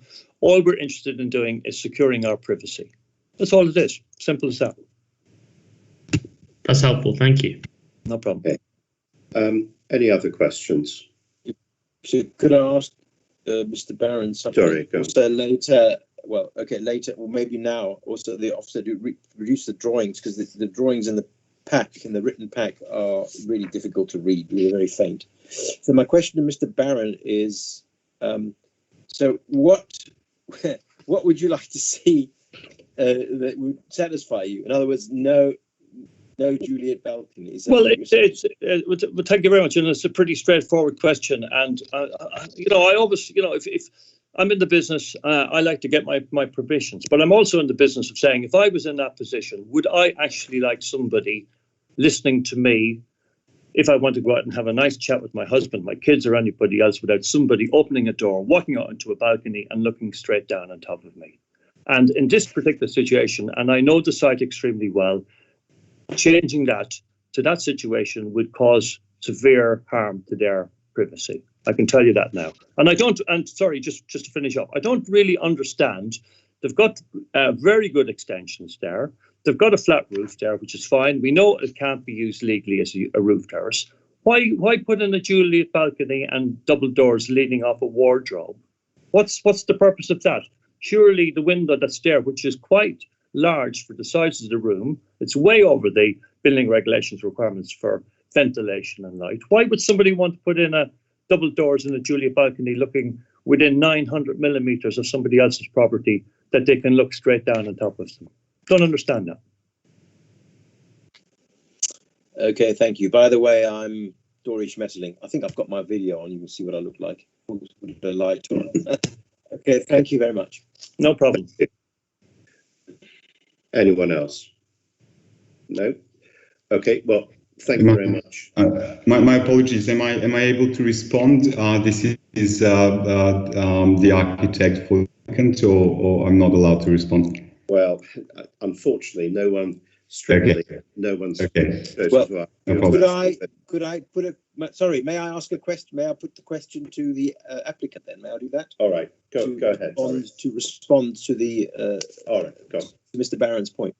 Go on. Yes, I think the gist of the point is whether or not there is a material increase of overlooking between a situation where there is a large existing window and a balcony doors opening inwards, and I think there is not, because overhearing conversations is possible by opening the window. Seeing across the garden is exactly the same as it is at the moment. Juliet balcony does not actually enable any additional access to any additional views. So actually, in terms of the material change, there is absolutely none between what we have at the moment and what is being proposed. Can I answer that question, please? I'm sorry? Can I just reply to that really quickly? No, I'm sorry. You're pity, no, because I'm afraid our rules don't allow. It doesn't allow cross-examination. If you sorry, only councillors can ask questions. Okay. Okay. Thank you very much, both of you who've spoken. Thank you. We now move on to if members of the committee have questions for officers. I'd like to start actually by asking Fiona Ray can I just be quite clear about what parts of this proposal already have got permission, and the parts that are actually new? Can I just clarify that exactly? Yeah, absolutely. I'll just flick back to the slides. So it's the rear extension, a very, very similar rear extension, and an outbuilding that isn't an L shape. It's just a standard rectangular outbuilding set off both boundaries. So the Juliet balcony is new. So if you look at the rear elevation on the consented elevations, we can see that extension to the rear on the bottom half of the building, but nothing in place of where the Juliet balcony is proposed. Right. Yes. Yeah. Okay. All right. Well, thank you for that. Anyone else got a question for Fiona Ray about this? I mean, I have a question, I suppose. This condition that the flat roof can't be used as a balcony. I mean, can we? Sorry, can't see the condition at the moment. But can it be done in such a way that nobody can use it in the future? I mean, the worry that was expressed was that a future owner might have a go at using it. But I suppose the answer would be for the resident next door to object and tell the council. Yeah, absolutely. And we would that would remain forevermore. So we would always have enforcement powers once that's built. It's just the roof of the rear extension shall not be used as a terrace. It's condition 6. And what happened? I know in this particular case, I can't speculate what might happen. Of course not. But I know in other cases where people have flouted planning consent, they're just bung in a retrospective, which may or may not be granted. So is there any way we can try and safeguard against that sort of thing? The condition, in my opinion, would provide that safeguard, more of a safeguard than if we didn't have it. If they went on to use it, they would be, when people do things without permission, it's at their own risk, and it's not necessarily an offence to do so, but it's always a risk because they're investing in something that may be found to be unacceptable. In this particular case, there would be a huge risk to whoever owns that property now or in the future, because there's quite clearly a condition where we are saying we are concerned about it.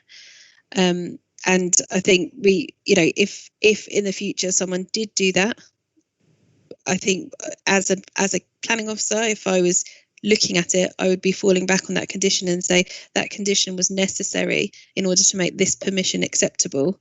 And now they are going against it. Okay.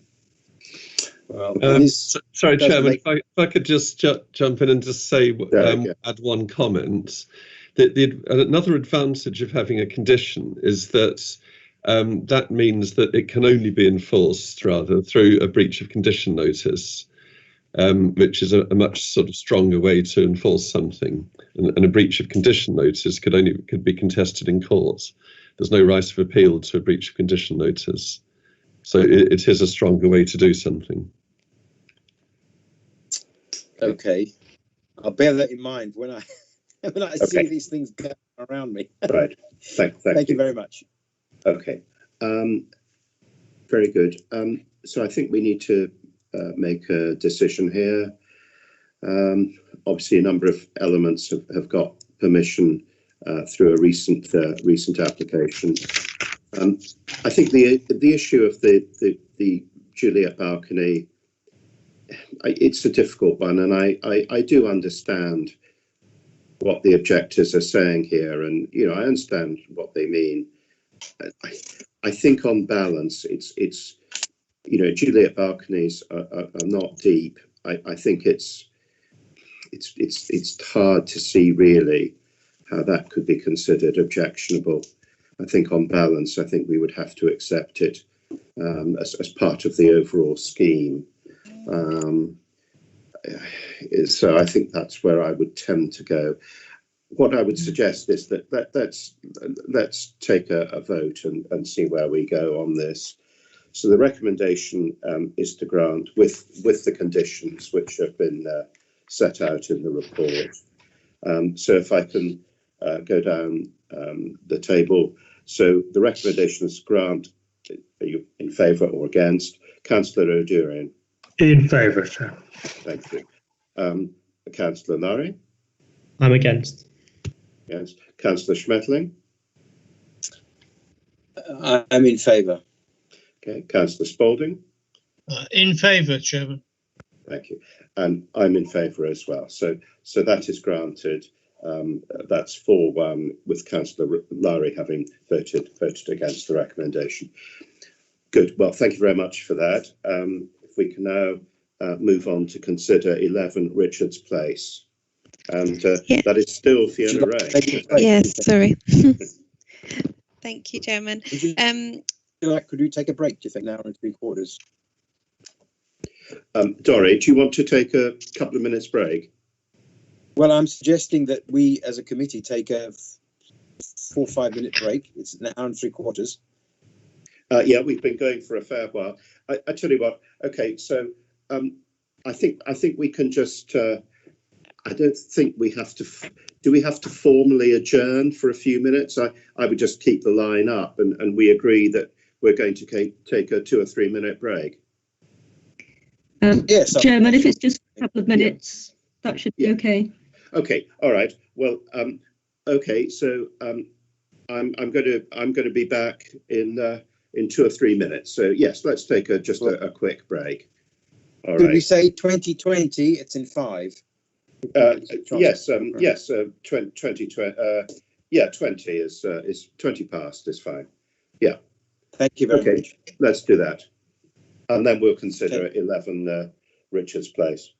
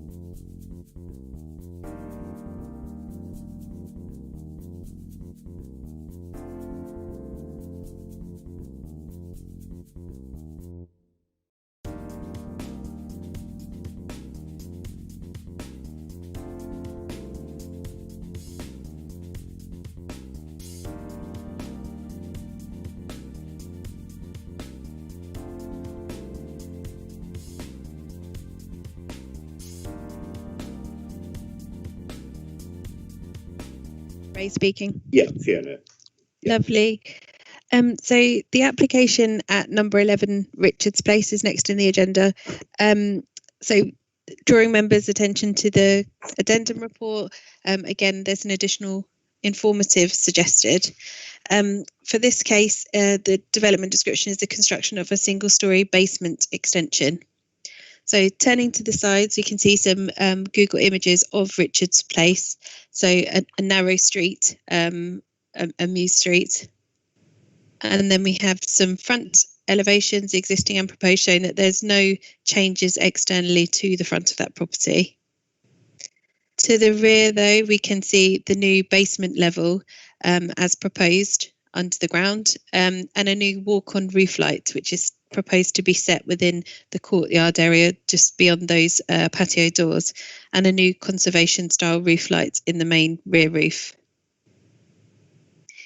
In section, we can see the proposed basement extending under the property, part of that rear courtyard area with the walk-on roof light proposed above it.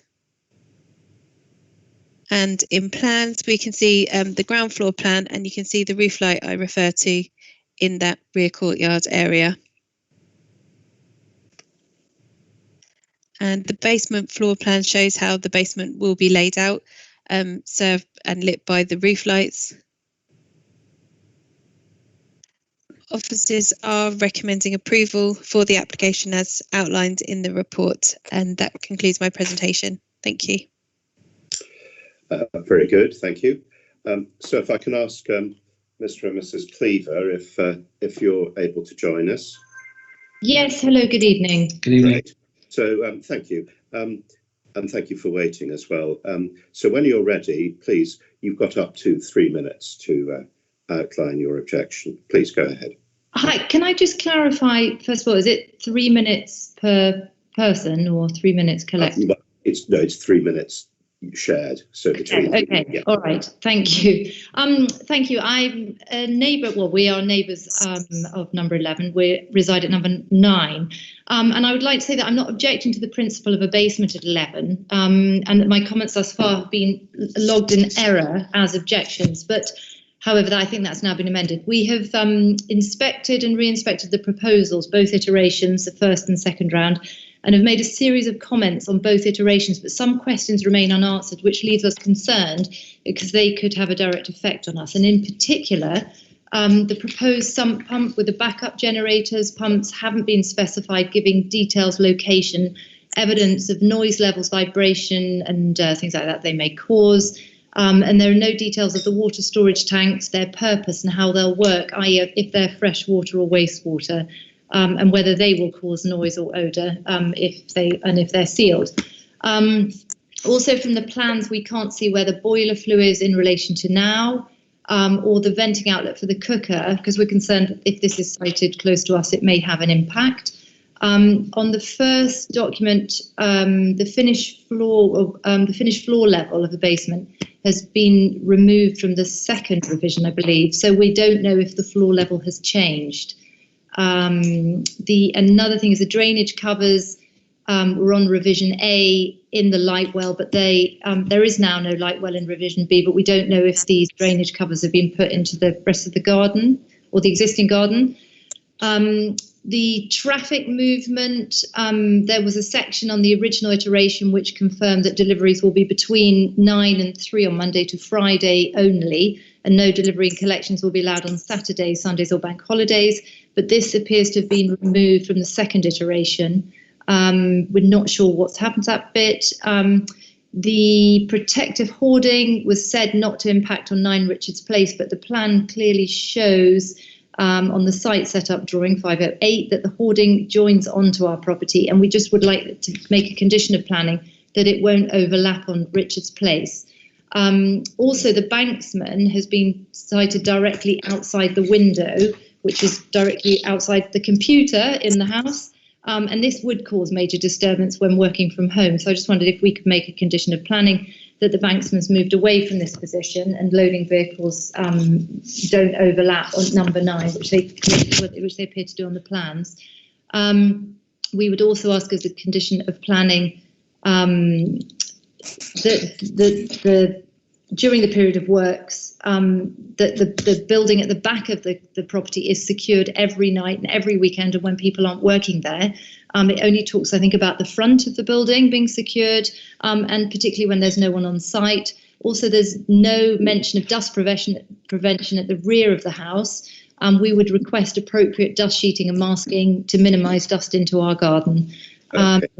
And we've also asked in previous comments that sound insulation be placed at both ground floor and any new party walls between us. Okay. So Well, thank you. Thank you very. Time is up, I'm afraid, but thank you for those comments.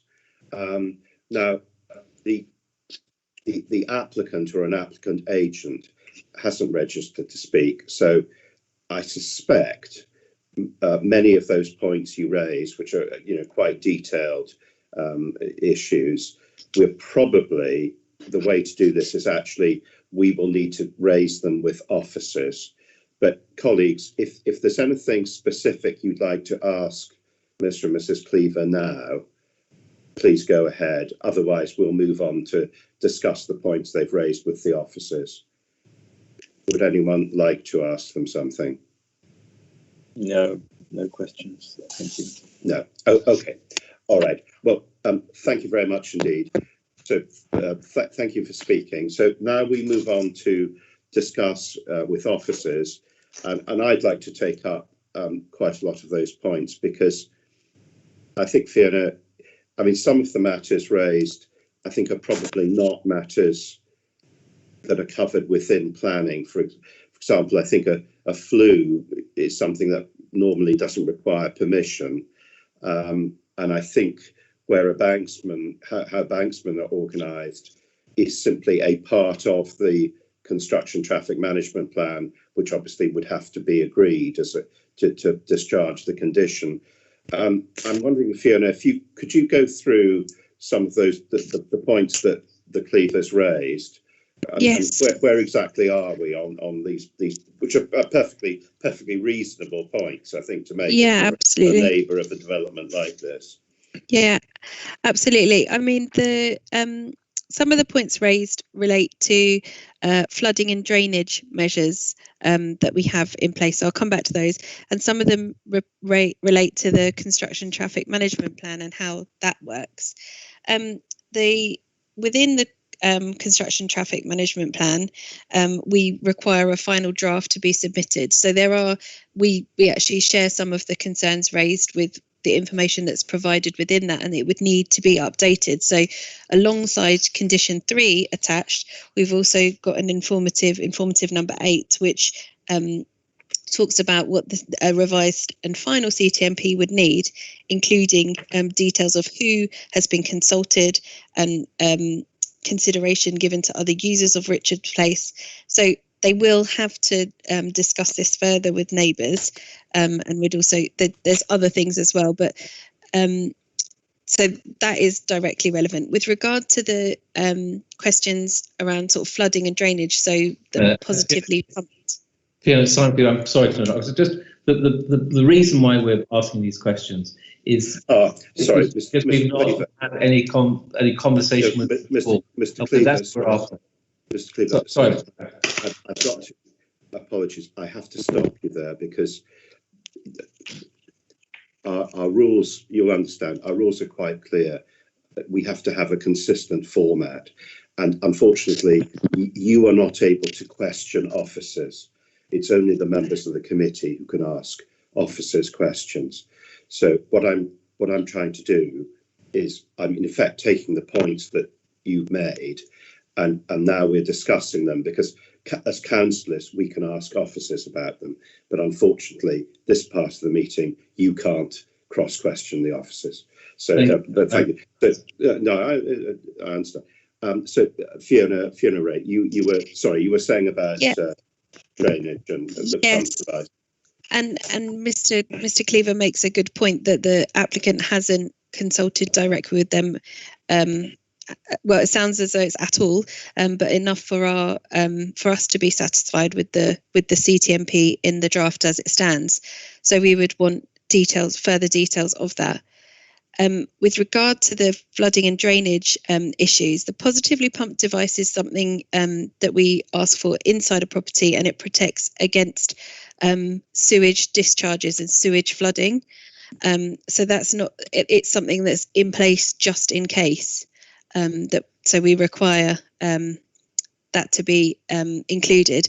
And the water tanks referred to relates, we have a very strong policy on sustainable urban drainage and seeking improvements for water runoff, because we have ongoing problems with that in the borough, and we require a betterment, so an improvement on the site for how rainwater and so on is managed. So those water tanks referred to in the supporting information are to kind of store excess water, and in order to achieve that betterment that we require as part is our flooding policy CE2. So just to clarify issues around that. With regard to what Mr. Cleaver raised about the hours, Mrs. Cleaver raised about the hours of working, so the 9 till 3. I didn't actually compare the two iterations of the CTMP, but if that was considered necessary, we could edit the condition 3 to actually specifically refer to that, because they have to give the details of the hours of working anyway in the work programme. So we could add that in. I hope I've covered most things.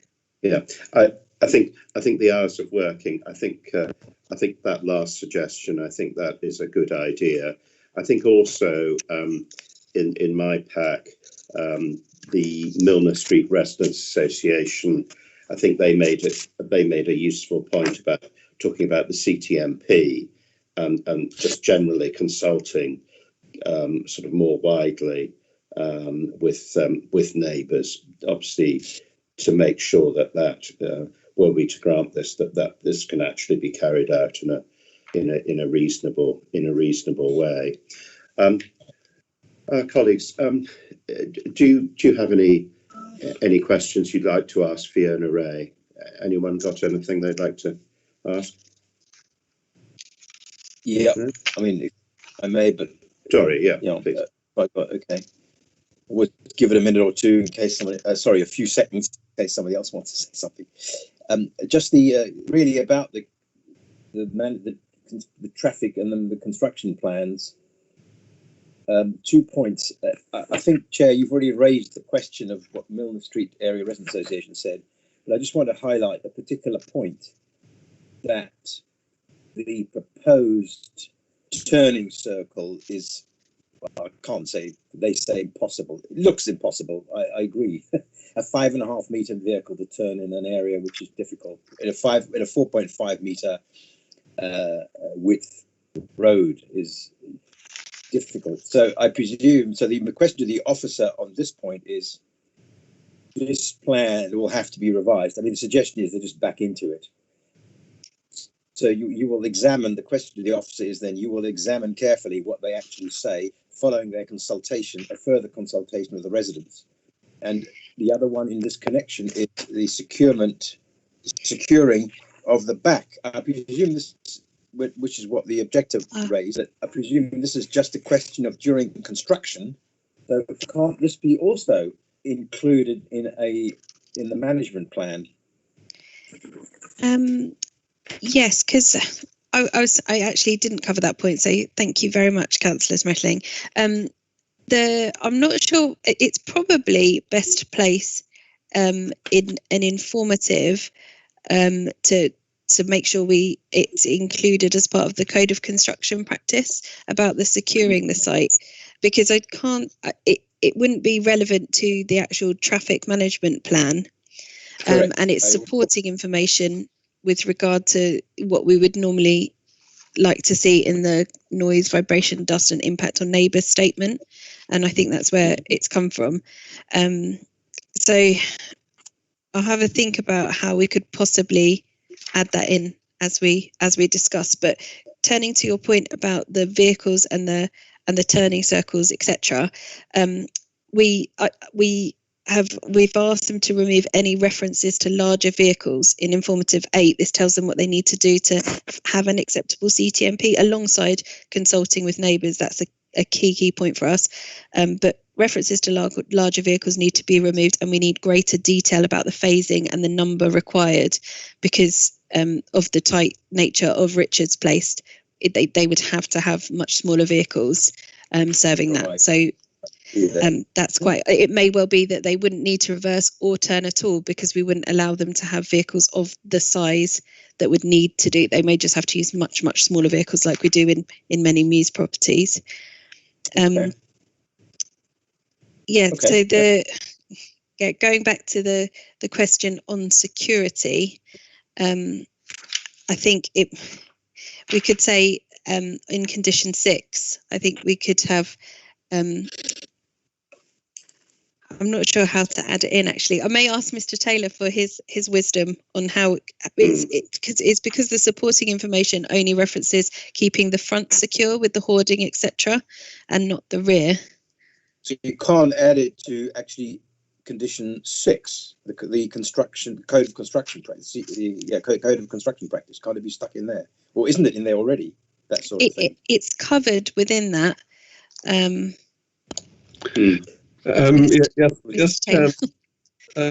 think that's right. Derek Taylor here. The form that our code of construction practice condition is in would make it rather difficult to actually insert a clause such as that. So I think actually Fiona's idea was the best one, where that would be an informative which would guide us to what we'd be looking for. For a successful code of construction management plan. Okay. No, I think that makes sense. Okay. So I think so we've got a number of points which relate to the conditions and how officers are going to go about ensuring that the conditions that are suggested are met. And I think we're going to add an informative about security. And I'm wondering if the Milner Street Residents Association suggestion about consultation on the CTMP, I'm wondering if that also that's an informative type of place we should be in. Does that make sense to officers? We could add another informative, ensuring that, so they are very aware of their duty to consult on the CTMP. Okay. No, I think that's useful to have been through this in quite a lot of detail. So, colleagues, what I'd like to do is now the recommendation is to grant, but obviously with the conditions and informatives that we've discussed here. So I'm going to go down the line and ask if you're in favour of the recommendation. So, Councillor O'Durian, are you in favour or against? In favour, sir. Thank you. Councillor Lowry? In favour. Councillor Schmetling? In favour with all the extra informatives we've discussed. Exactly. Markham, Councillor Spalding? In favour, Chairman. Thank you. And I'm in favour as well. So that's granted, but with those conditions and informatives as agreed. Thank you very much indeed. I think we can now move on to the application 1B and 1C Gertrude Street, and that is still Fiona Ray. Thank you very much. The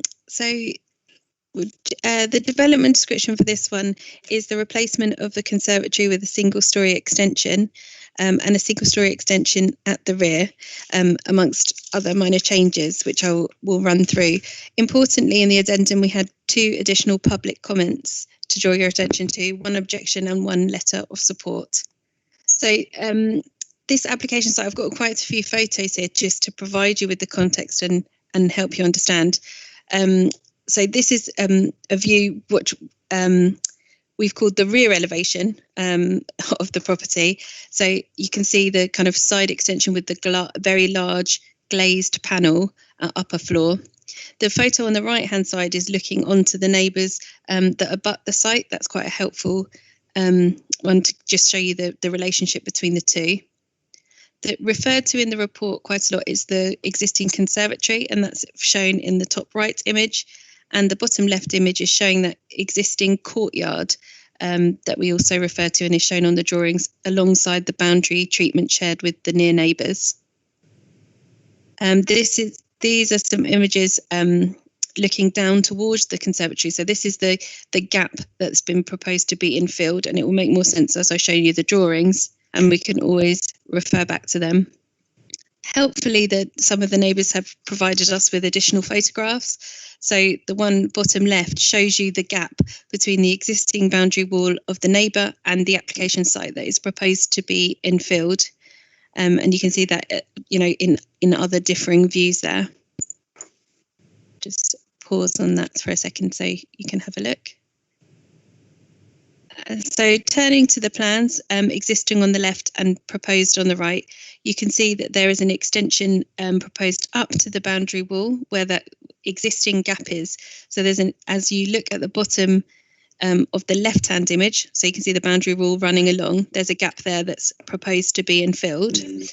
And then you've got the existing conservatory on the other side of that internal courtyard that is proposed to be demolished and rebuilt with an extension. So at first floor level, there isn't an extension as such, but you can see that change, and you can see a run of roof lights now set between the existing property and the boundary wall. And the roof plans indicate a similar arrangement. Now, the front elevation, so the other side of the site, there's very minor changes proposed to that existing garage. The greatest change we can see at the rear, which is where we continue down that big glass a panel window on the back, so as existing on the top, and then that wall kind of continues down to the boundary wall, infilling that space. And then as you view the property from the nearest neighbours looking on, there's two different images there. At the top shown without the boundary wall at all, existing, and then proposed on the right. So you can see that the proposed will become a section because the boundary wall is where both the new conservatory replacement ends and that new infill ends. And then below it, you can see the existing and proposed. And the main change is that there is a new roof to the conservatory, and they've got those run of roof lights. So if you're looking at the bottom right-hand image, there's a run of roof lights just popping up above the boundary wall. And then some section details to show that. The sections are slightly different, but they do compare quite well, showing the existing conservatory on the top left image and the proposed extension to the right of that. And then the bottom left image, you can see that existing gap that runs down the side of the property to be infilled, as shown on the image on the right at the bottom. So that concludes my presentation, and happy to answer any questions. Thank you. Yes, no speakers for this application. So any questions to Mrs. Ray about this? Anyone like to ask anything? No. No. Okay. All right. Yes, I think. Okay. I mean, I think it's. I think actually the drawings and the presentation, I think are very helpful in the sense that you get a sense of what's going on in a kind of slightly tucked away kind of location.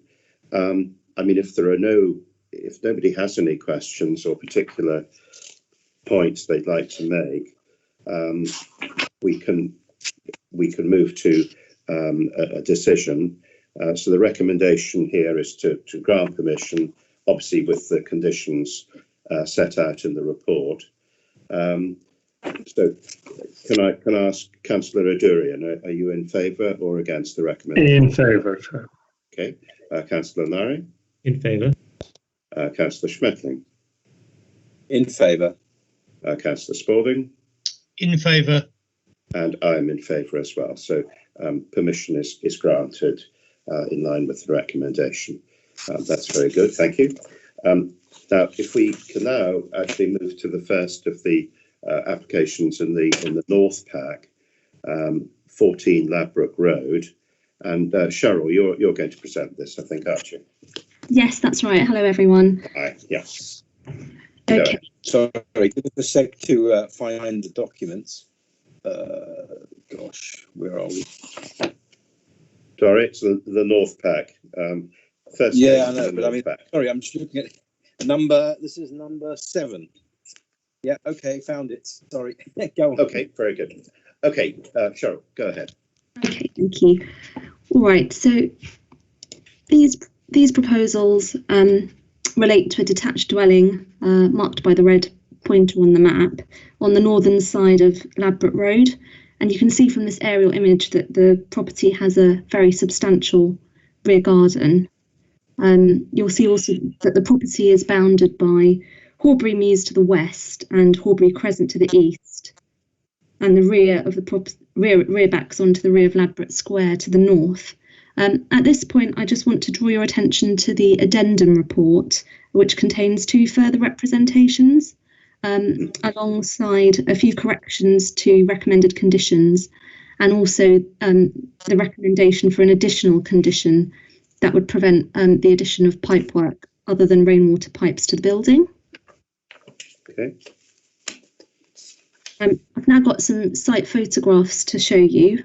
The top left image shows the front of the property, which is an unpainted stucco made to look like an ashlar bath stone wall. Really? Yes. Sorry. The bottom left image shows the rear of the property, and you can see there the existing ground floor extension beyond that tree, adjacent to the boundary, with the rear of Horbury Crescent to the left of the photo. And then towards the right of the photo is the existing bay projection. And then the right-hand side image shows the view towards a very green and leafy rear garden. Some more photographs. The top left image shows some planting to the rear of the building, but behind that planting is a centralized painted steel colonnade with a first floor balcony above, and you can all see the French doors there in that image. The bottom left image shows the existing bay projection, which is adjacent to 16 Ladbroke Road. And then moving to the top right image, this shows the existing garden outbuilding, which is situated in the corner of the rear garden, adjacent to Horbury Crescent. And then finally, the bottom right image shows an existing bike shed in the corner of the rear garden, which is next to that garden outbuilding. The reason I've pointed out these elements to you is because in the next slide, which shows kind of a general arrangement site plan, these elements are shown in these. So the existing works that would be removed are in blue. That's the top half of the screen, and with the proposed additions noted in red on the lower half of the slide. And I've just noted kind of the position of where the neighbouring rear of Horbury Crescent is, just to help orientate this. So now turning to the proposals, they include the replacement of an existing rear ground floor extension to Horbury Crescent. That's the red rectangle on the bottom of the slide. The replacement of an existing ground floor bay projection adjacent to Horbury Mews. A removal of the very central, the central shallow structure, which there is a blue line as existing that denotes the position and just shows how shallow this is. And none of these proposals would alter the building's footprint. There are also some other works proposed, which is the replacement of windows and French doors to the rear and side elevations of the property, as well as the garden building, which is marked as GR on the proposed plan. The removal of the bicycle shed and installation of air conditioning plant within an enclosure in the corner next to that garden room, which is in the corner of that image. The replacement of an existing steel-framed arbour with a steel lattice pergola in the rear garden, and that's marked P on the plan. And then finally, landscaping works in both the front and rear gardens, including a reduction in the existing hard and impermeable landscaping. Just take you through some of these elements in a little bit more detail. I should say that the only works proposed to the front, and apologies because my label for proposed hasn't made it onto the slide. To the front, there would be some repair works and repainting of those existing shutters. And turning to the rear, just to emphasise again what these proposals involve, the removal of that central painted metal colonnade and replacement of the existing steel framed windows and doors with painted timber doors at ground and first floor level. The removal and replacement of the existing ground floor metal framed extension, that's to the left of the image, with a rendered extension featuring steel framed doors. And then on the roof of the extension, as existing, there is a projecting lantern type roof light, and as proposed, there would be a roof light above, but with far less projection and of a smaller area compared to existing, and would remain fixed shut with no openable sections. Then there's the replacement of the metal frame bay projection, that's to the right of the image, and that would be replaced with a stucco bay projection featuring steel frame doors. And the appearance of these replacement ground floor extensions, as well as the first floor timber frame Juliet balconies, would be secured by recommended condition 5. Moving to the side elevation looking east, this shows the replacement ground floor extension adjacent to Horbury Crescent, and you can see there in side elevation how the roof light above would be more of a discrete feature.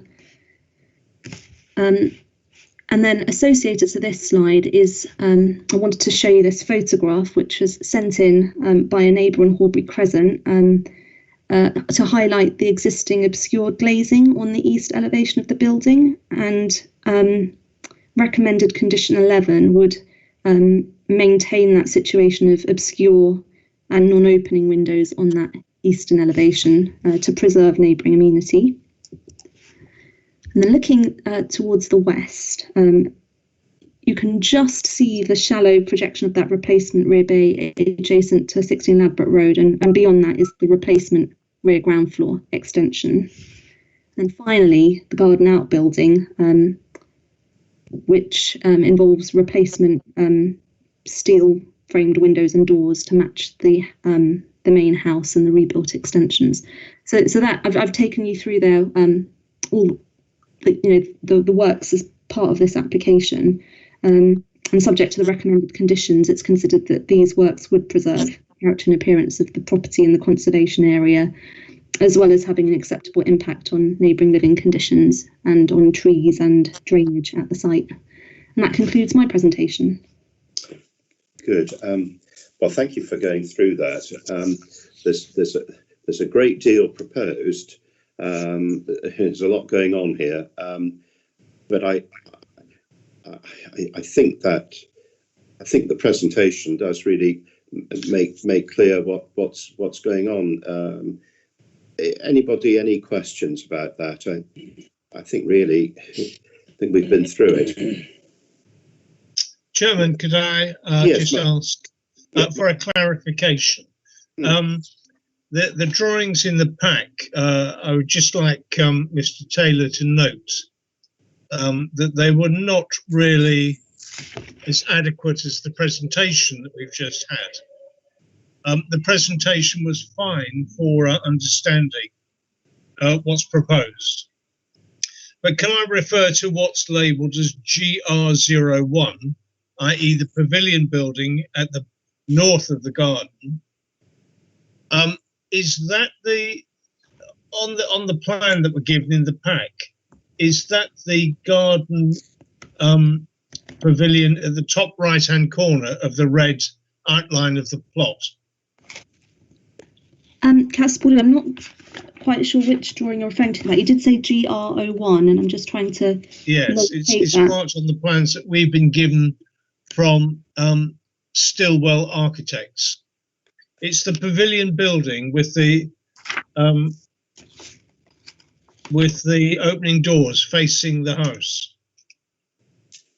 I mean, there is a garden outbuilding. That's the slide that I'm on at the moment. I think that's the one. Yes. Yes. Now, that's shown on the northern wall of the property, is it not? Let me just flick back to that overall site arrangement plan. That garden room is identified as GR on the proposed plan. Yes. Right. Okay, so it is the one on the right-hand wall next to Horbury Crescent on the red outline. So it's the doors, if you like, are not facing the house, they're facing towards the west. Yeah, facing into the application site garden, yes. Yeah, now just behind that, we've got in the bottom right-hand corner, we've got a couple of air conditioning units. Yes. And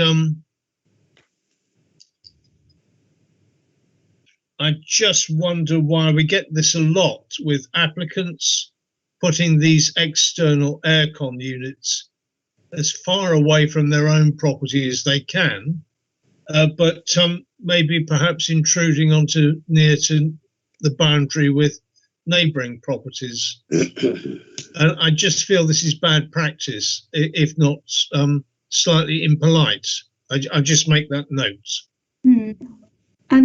Yeah, I think I understand what you're saying, Councillor Spalding. If it may help, I'll just flick back to the slide before, and in the bottom right-hand corner, there's an existing bike shed that would be removed, and that would be the location of the AC units within an enclosure. And from the photograph, there are some very tall boundary walls, which would, in my opinion, minimise kind of views of the units. And yes, they have been pushed into the corner of the garden, but in this instance, I think that actually does help with the overall objective of minimising its appearance, not only to the applicants, but also to neighbouring occupiers.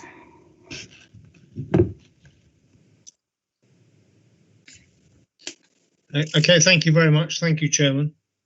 Great. No, I think Malcolm makes a fair point there. In general terms, I think in this particular case, I mean the garden, and as Cheryl's pointed out, the garden walls are actually extremely high, and it probably is tucked away in a very obscure location.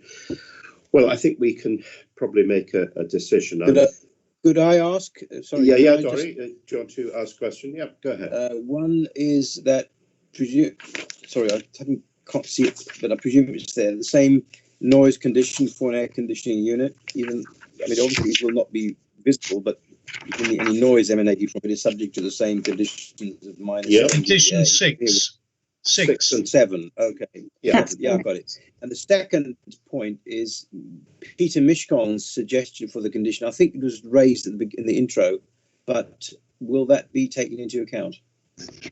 Yes, that was a really helpful representation, and we have considered it. And in the addendum, you'll note that there's a recommended condition 13 that prevents additional plumbing or pipe work other than rainwater pipes to be fixed on the building. Thank you very much. Good. Very good. And I'm particularly pleased the condition 11 about the obscured glazing, because I think that is important for neighbours. Okay, so recommendation is to grant with obviously these conditions attached as we've just been discussing. So can I ask if Councillor Adurian, if you're in favour of the recommendation or against? In favour, Chair. Thank you. Councillor Nari? In favour. Councillor Schmetling? In favour. Councillor Spalding? In favour.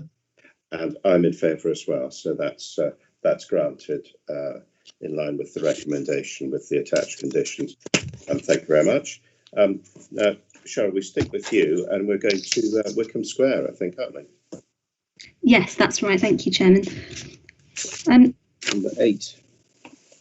Number 8, yes, in the North Pack. Okay. The last one in one of the documents. Okay. Cheryl, go ahead. Okay, thank you. Just to start with, I will show you slides describing the proposals, but I just wanted to flag up that the proposal that is before you this evening replicates a scheme that was granted planning permission previously, but expired on the 31st of March 2020 without being implemented. So the applicant has reapplied for planning permission for the same works.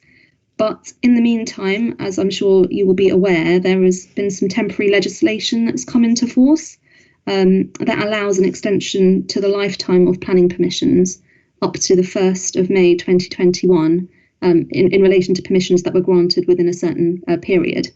So that previous permission at Wickham Square could benefit from that temporary legal provision through the submission of an application for an additional environmental approval.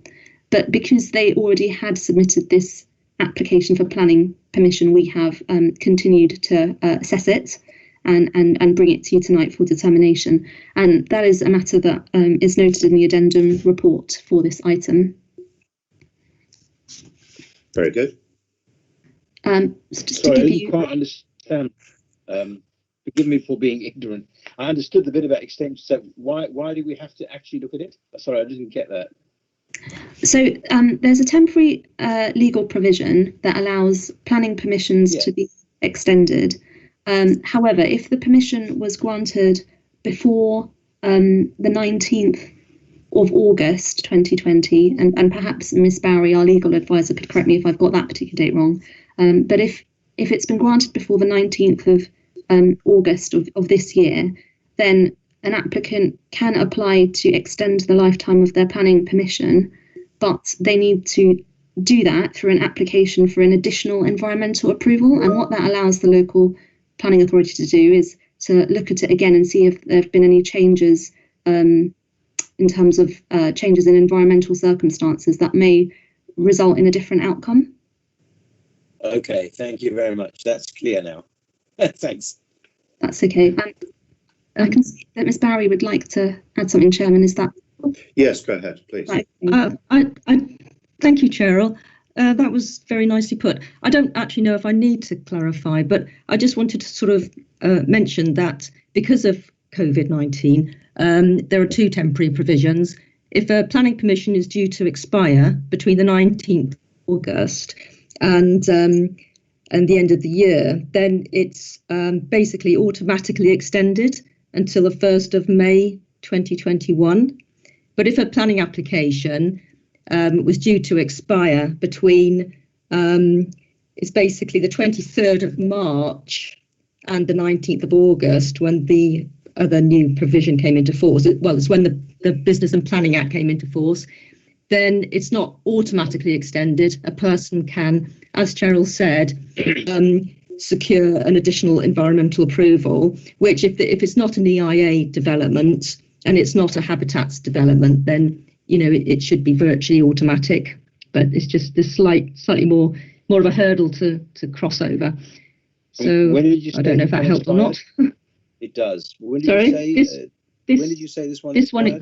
The previous. I mean, it was the 30th. Previous. It was the 30th of March, I think. This one. Yeah, 31st of March. So actually, just inside the period of being able to benefit from an additional environmental approval.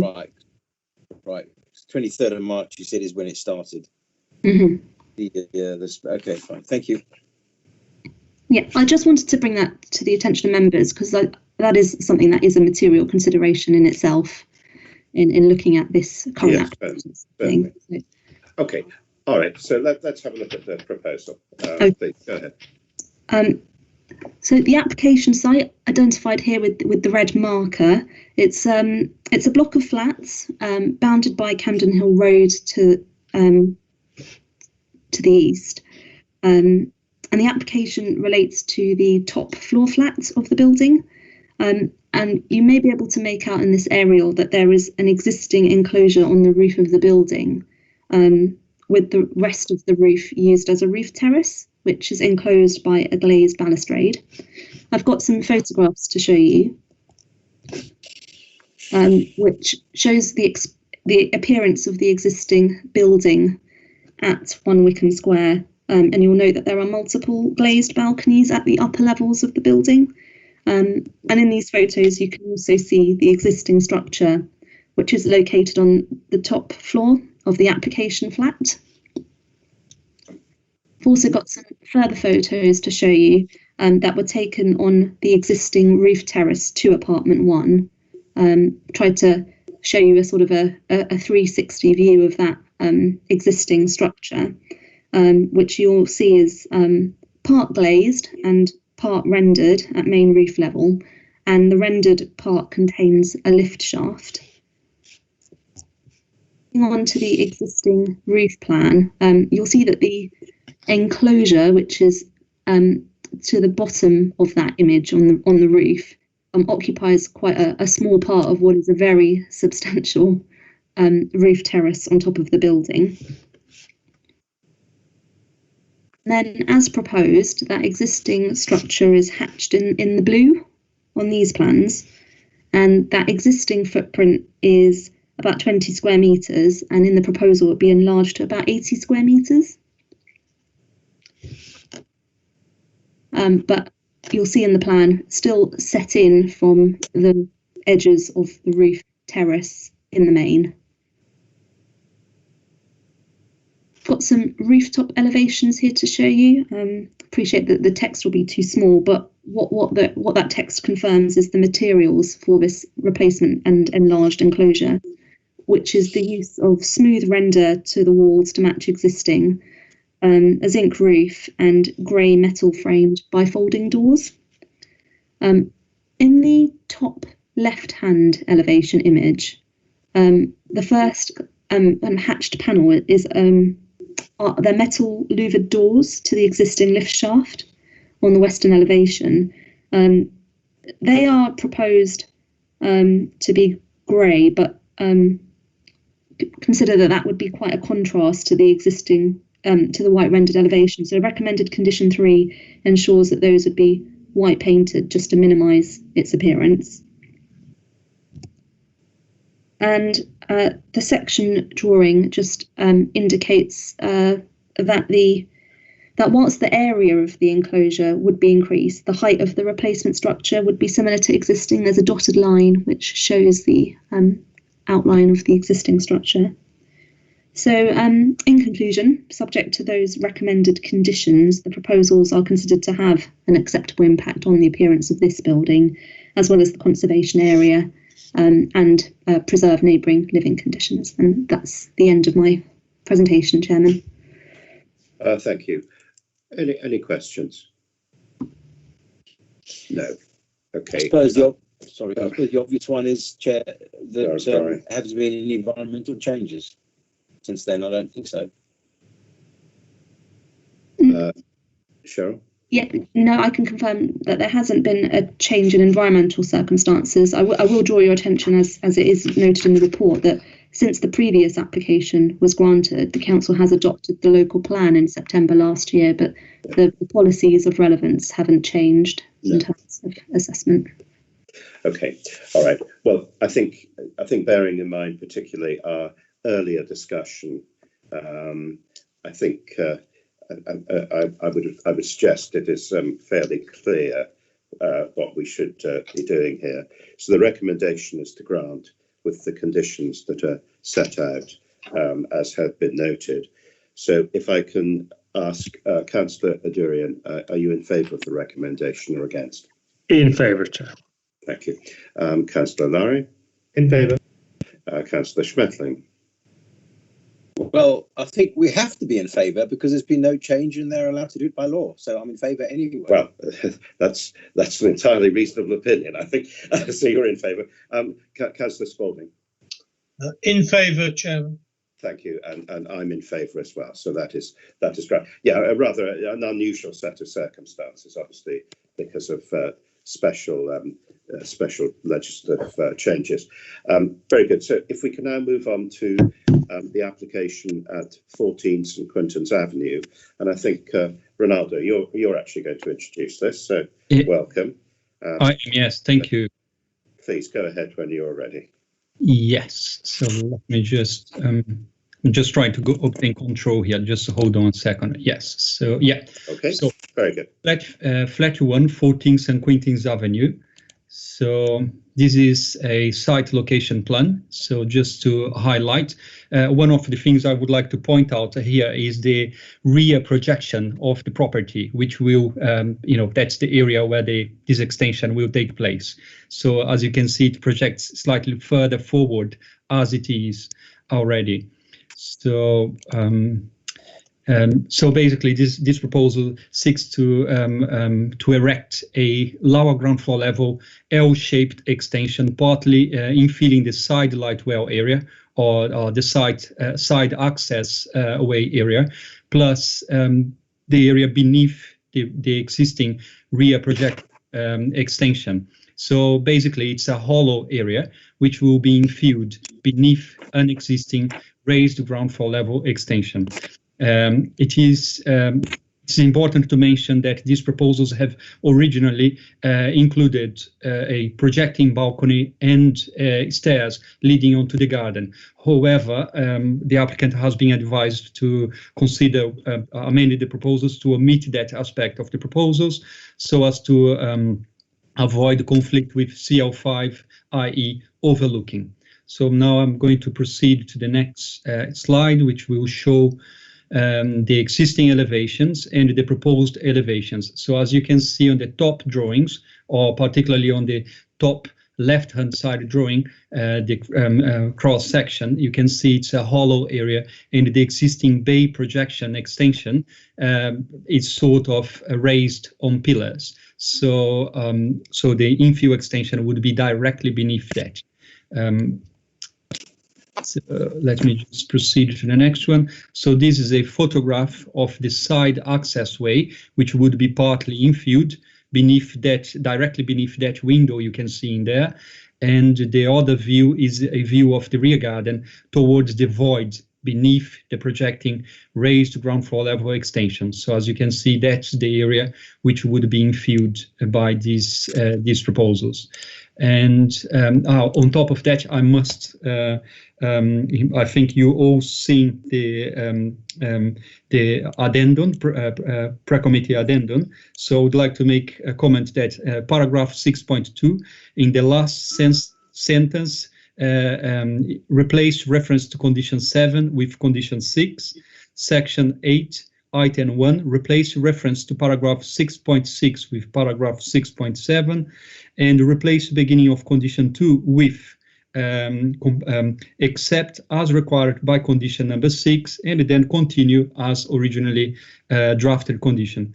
Add wording to beginning of condition 6, once again, notwithstanding condition number 2, and then proceed with the originally proposed condition. And that's the end of my presentation. I'm open to questions if you have any. By the way, I think you may have seen some correspondence with which Michael had a late request for a speaker, which Michael declined because this request came in too late.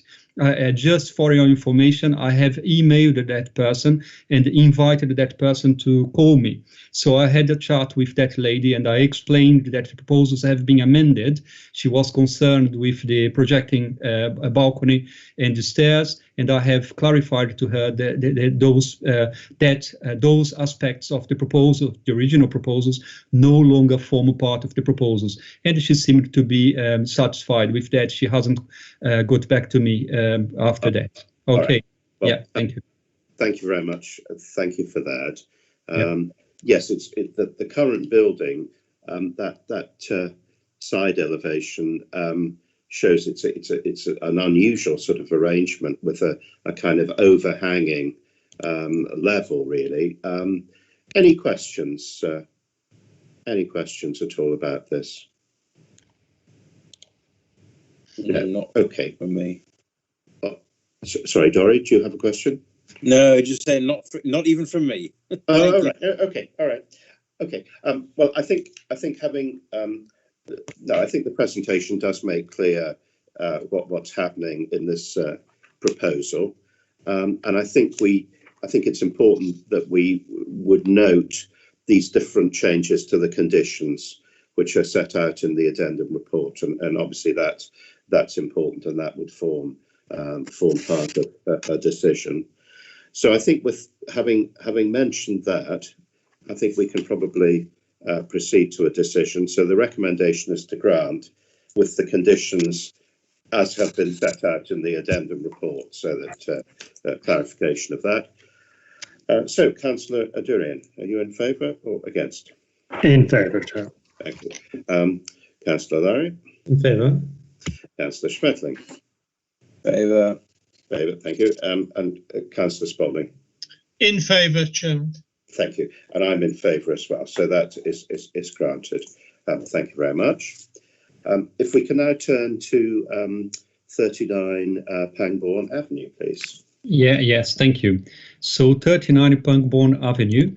So this is a site location plan with the property outlined in red. So just to illustrate the situation, if you see, this is a terrace group, and behind this group there is a pipe which runs behind the entire group and which serves all of this group. So that will come into play as part of, as part of the assessment. It's not depicted here, but just to point out. So proceeding, front and rear views. So here we have a view of the front elevation of the building. And by the way, this proposal is for a basement extension. So the front elevation, there would be a light well concealed with a grille directly to the front. They have and then to the rear, you can see the rear elevation of the property. The property has been extended with a full width extension, if I'm not mistaken, in 2013. And the piece of infrastructure, which will probably will be discussed further, runs directly beneath that extension. So this is rear extension. So here we are. So on the top drawing, you can see an outline of the existing ground floor plan of the property. So front room, rear room, now the middle room, and then the rearmost later date extension. On the middle drawing, proposed ground floor plan, you can see an outline of the front light well, which would be concealed with a permanently retained metal grille. And towards the rear, we can see directly adjacent to the rear above ground building line, there would be a roof light, partly concealed with a metal grille and partly glazed, directly behind the rear extension. And further beyond, you can see the outline of the basement, which you would extend a further 50, no more than 50% of the existing rear garden area as well. The bottom drawing, it depicts the footprint of the basement, and we can see in red there, depicted in dotted red on the three drawings, that is the line where the piece of water water infrastructure runs, which we may discuss further. So proceeding to the next one, here is existing elevations as shown on the upper drawings and proposed elevations as shown on the lower drawings. So a view of the front elevation and rear elevation respectively through the light wells. So now we have here, this is a cross section, quite important one. So as you can see on the top drawing, towards the rear parts of the property where the later date one single story extension is, you can see that the applicant depicted some soil beneath the extension and a little circle which depicts the water pipe which runs in there and which is a piece of infrastructure serving the whole terrace. So the lower Sorry, pipe? Yeah. Sorry, Ronaldo, where's the pipe? Yeah, well, it's quite. Yeah, if you look at the top drawing, existing section, so the property, the main building, and then you will see towards the right-hand side of the screen, there is a single-story later date extension. So directly beneath directly beneath that one, yes. Yes. Can you see? Yes. so that the applicant, it's unfortunate that no annotations have been included within the drawing. It would be easier to understand. Nevertheless, they have depicted the piece of infrastructure in there. So it's between the study and the dining room, above the study, below the dining. Below the dining room, yes. Below the dining room. Above the study. Above the study, yes. Yes. Yes, so that is. Thank you very much. Yeah, so that is the proposed drawing, Councillor, and you can see there would be a bulkhead at that location, and that's how the applicants propose to avoid conflict with that piece of infrastructure. Okay, and then I think I don't have much more to say on this drawing, so I will proceed and I will be open for questions. Okay, so in relation to the presentation has ended. However, I just would like to mention the addendum. So basically, you have seen the addendum, which was circulated earlier on. So there is a need to replace the beginning of condition 2 with except as required by condition 9, and it then continues as per the originally drafted condition. Add wording to beginning of condition 9, notwithstanding condition 2, and it then continues as per the original condition. And then they replace reason for condition 9 with to reduce flood risk and to contribute to sustainability in accordance with policy C2 of the local plan. It is necessary for condition to be on the basis that no development shall commence until as compliance with the requirements of the condition at a later time would result in unacceptable harm contrary to policies of the local plan policy. On top of that, we have received an email today, which I believe you may have seen as well, from Mr. Henry Peterson. My apologies. Yes. So basically, he correctly pointed out that the report is incorrect on the objections point. I'm incorrectly made reference to the St. Quintin's Residents Association, and that is not correct. The letter, objection letter, one of the objection letters was in fact received from the St. Helens Residents Association. Okay. So, and then on top of that, the same gentleman requested that the committee should consider. Basically, we have dealt with a similar basement application at number 37 to the southern side of this site, where the same piece of infrastructure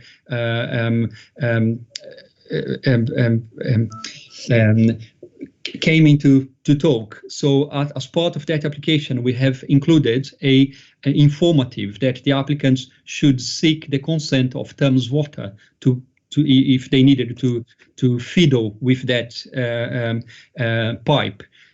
So that is all. But the request was that we should replace that one with a condition. Mr. Taylor has correctly informed the gentleman that we could not reasonably attach such a condition because it would not meet the tests for conditions, the legal tests for conditions.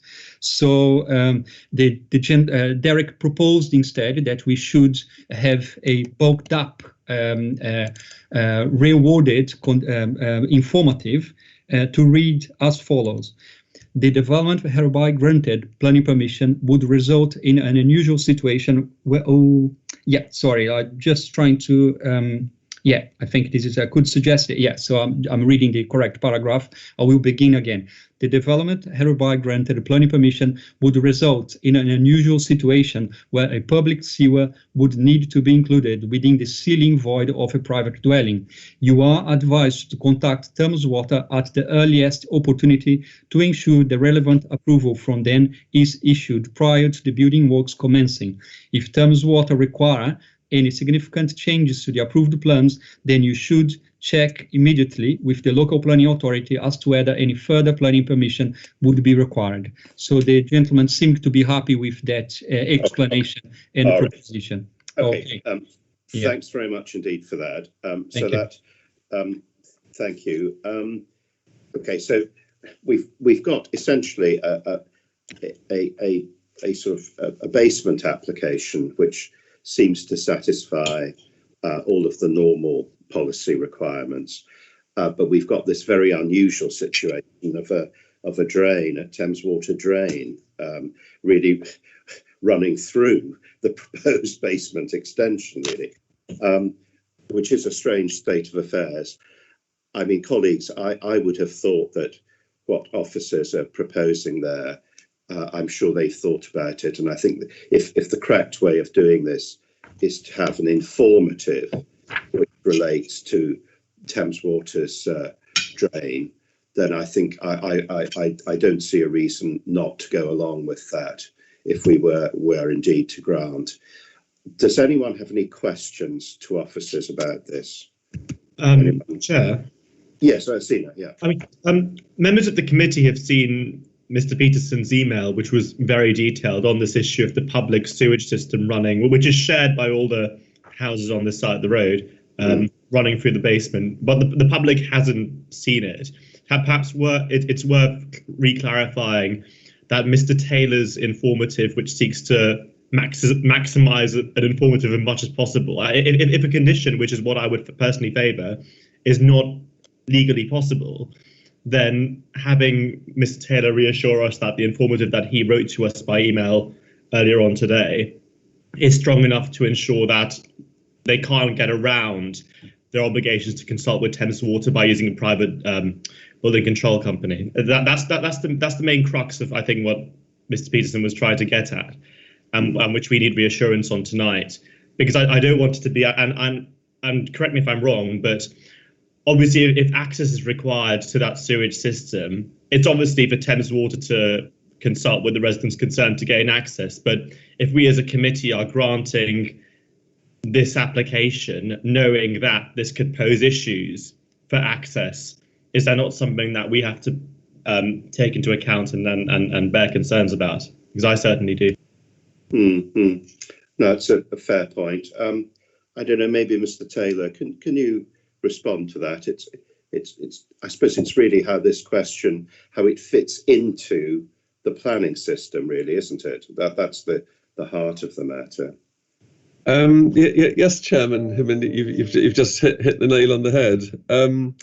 Essentially, this is an application for planning permission, and there is a limit as to how far the local planning authority can go in terms of influencing the outcome of whatever negotiations or approvals may take place between the applicant and Thames Water. And the same applies to whatever negotiations or discussions or approvals take place under the building regulations. So you can sort of see that in a sense there are three different bodies, all of whom sort of have some leverage or some influence on what's happening. One is the planning authority, one is the building control firm who are dealing with it in this case, and the other is Thames Water. In terms of a planning condition, a planning condition can't control what another authority does. So it can't dictate what would happen in terms of the applicant's discussions with Thames Water or with the building regulations. So all that we can do here is to add an informative, which would make it very clear that the planning authority is aware of the need for proper resolution under the other pieces of legislation. Ultimately, it would be up to Thames Water to enforce something if the applicant did something without their proper consent. It wouldn't be us as a planning authority, it would be Thames Water who would need to enforce it. So drawing attention to it and highlighting it is really as far as the planning authority can go. What it would mean is that should the applicant then continue or do as feared, if you like, then they would clearly look pretty poorly in the eyes of anyone at Thames Water, or indeed who is looking at it through building regulations, if they didn't follow up whatever permissions or consents were required under other legislation. So it just puts a marker there, which is in the public domain, and an applicant would be pretty foolish to ignore that.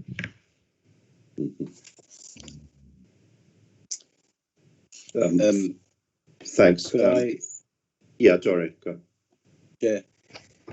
From what has been said, what Mr. Taylor said and Mr. Collalillo before that, I take it that that will deal with the objection raised, for example, by Mary Lambert of 21 Pangbourne Avenue, and she says a license for a build-over agreement from Thames Water prior to the commencement of work is required as part of building regulations. No mention of this license is included in this planning application. So I take it that we've dealt with it by making sure they do consult Thames Water first. Yes, I mean, through you, Chairman, they wouldn't need to mention licence requirements with their planning application any more than the planning authority would need to consider licence requirements in considering whether or not to grant planning permission.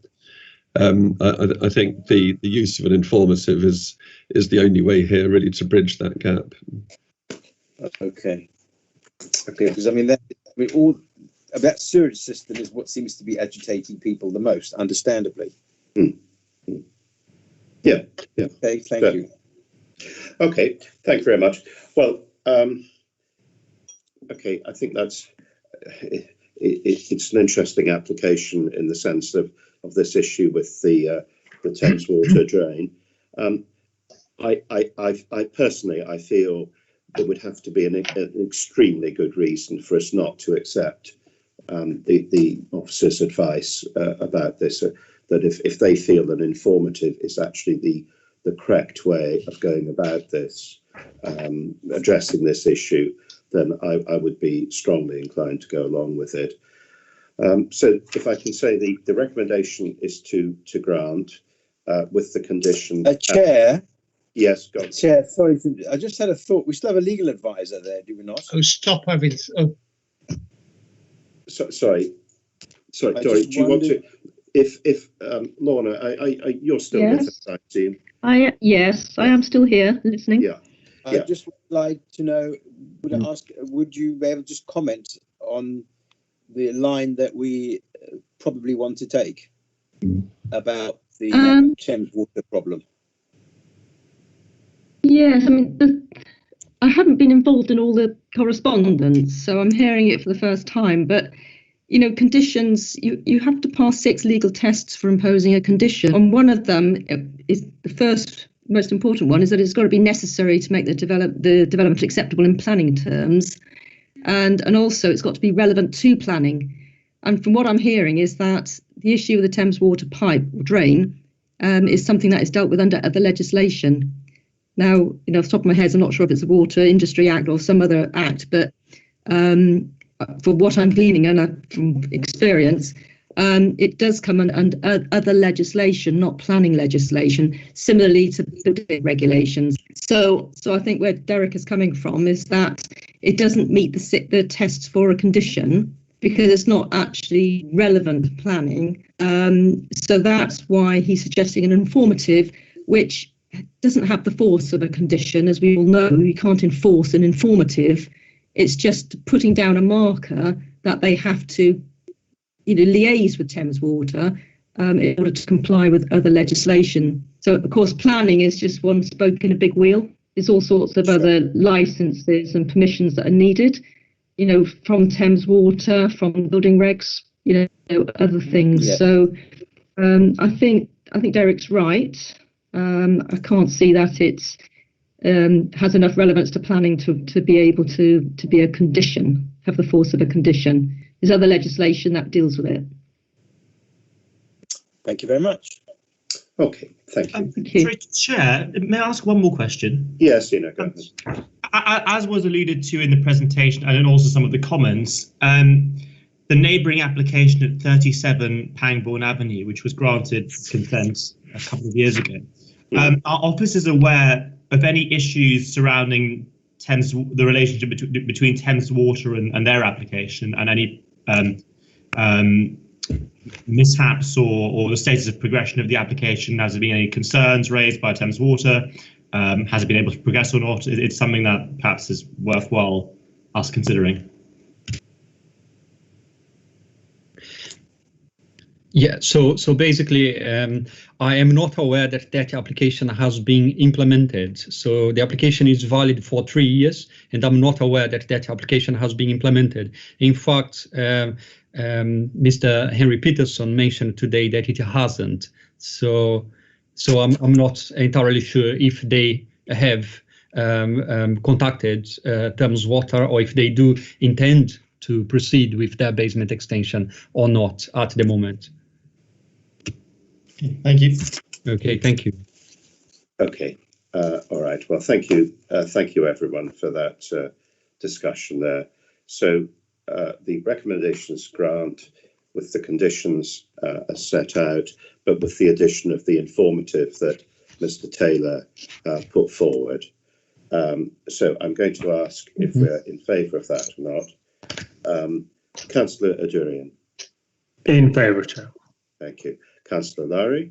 I'm voting in favour. I'm going to take the informative in good faith. Okay, that's. But I accept that. Councillor Schmetterling.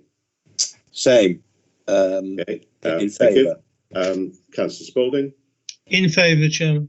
And I'm in favour as well. So that's granted with those conditions and informatives as set out. Thank you. If we can now move on, and it's Ronaldo again, to 33 Ossington Street, please. Okay, thank you. So 33 Ossington Street. So this is a site location plan indicating the location of the property. It has a meaningfully sized rear garden area, and it is directly on the boundary with both boroughs, RBKC and Westminster to the right-hand side. So here we are. So this is existing ground and lower ground floor plans. So this property has a rear projecting wing, and behind that, towards its rear, it has its ordinary rear half-width closed wing, as many properties in the borough do. However, behind that, there has been an add-on extension, which is the last room towards the rear of the building on the upper drawing. And on top of that, there is a greenhouse, which we can see on the lower drawing. So just to explain that these two extensions would be removed, and they, well, basically, I explain the remainder next. So proposed basement. So the applicants propose to build a basement extension.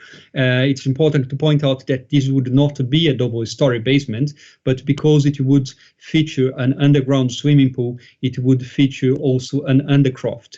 An undercroft is a location where we will enable the provision of the swimming pool, and that those hollow voids they are going to use to place equipment in there, but you would not be able to use that as usable floor space.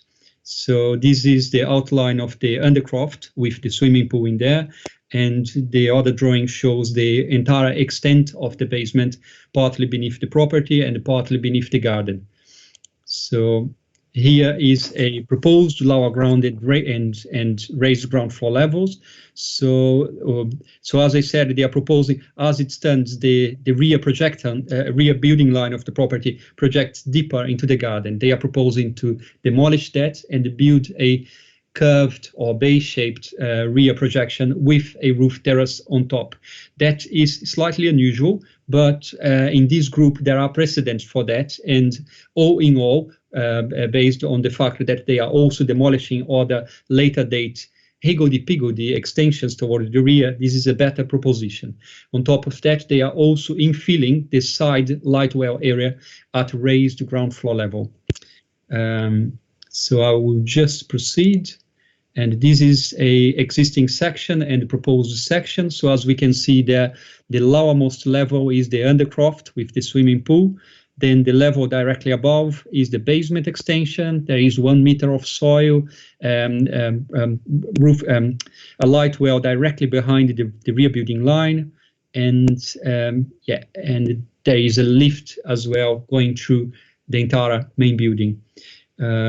So front and rear elevations as existing, We on the rear elevation we can see the an outline of the rear later date half width add-on extension plus the how can I say, the conservatory added on top of it. So they will be shown on a photograph which I have included within the presentation. And this is the proposed situation where the bay curved extension at lower ground floor level, the basement extension directly beneath it, and on top of the bay shaped extension, the infill addition and the small balcony roof terrace area, which once again is similar to others within the group. Here is a view of the rear elevation, and as you can see there is that higgledy-piggledy add-on extension, two-story extension with a conservatory on top, which will be demolished. So the rear building line will be pushed back in effect and almost in line with the neighboring properties. And this is, I think, yeah, this is the end of this part of the presentation. So now I just go on to comment on the addendum. So in section 8, other consultees and organization, under noise and nuisance team, replaced reference to paragraphs 6.67 to 6.9 with paragraphs 6.7 to 6.9. Informative 3, insert reference to conditions 4, 5, 6, and 7, and replace beginning of condition 2 with except as required by condition 14. It then goes on to use the originally worded condition. Replace condition 14 with submission of details, notwithstanding condition number 2. The following details shall be submitted to and approved in writing by the local planning authority before the relevant parts of the work is begun, and the work shall not be carried out other than in accordance with the details so approved and shall thereafter be so maintained. Yeah. I must mention that I have received a final comment very late on today. Well, not very, I can see it's 11:37. So this comment I have forwarded to Michael, and you may have seen this or not, I don't know. But basically the person raises 9 points here. In my opinion, only 2 of them are mostly important, but I will cover them all very briefly to you. So one, the applicant is stating there isn't reference in the report to the comment from number 31, where he confirmed he would be content with the suggested condition. So basically what he's referring here is the applicant, one of the objectors, raised concerns with the insertion of internal lifts and the potential transmission of noise.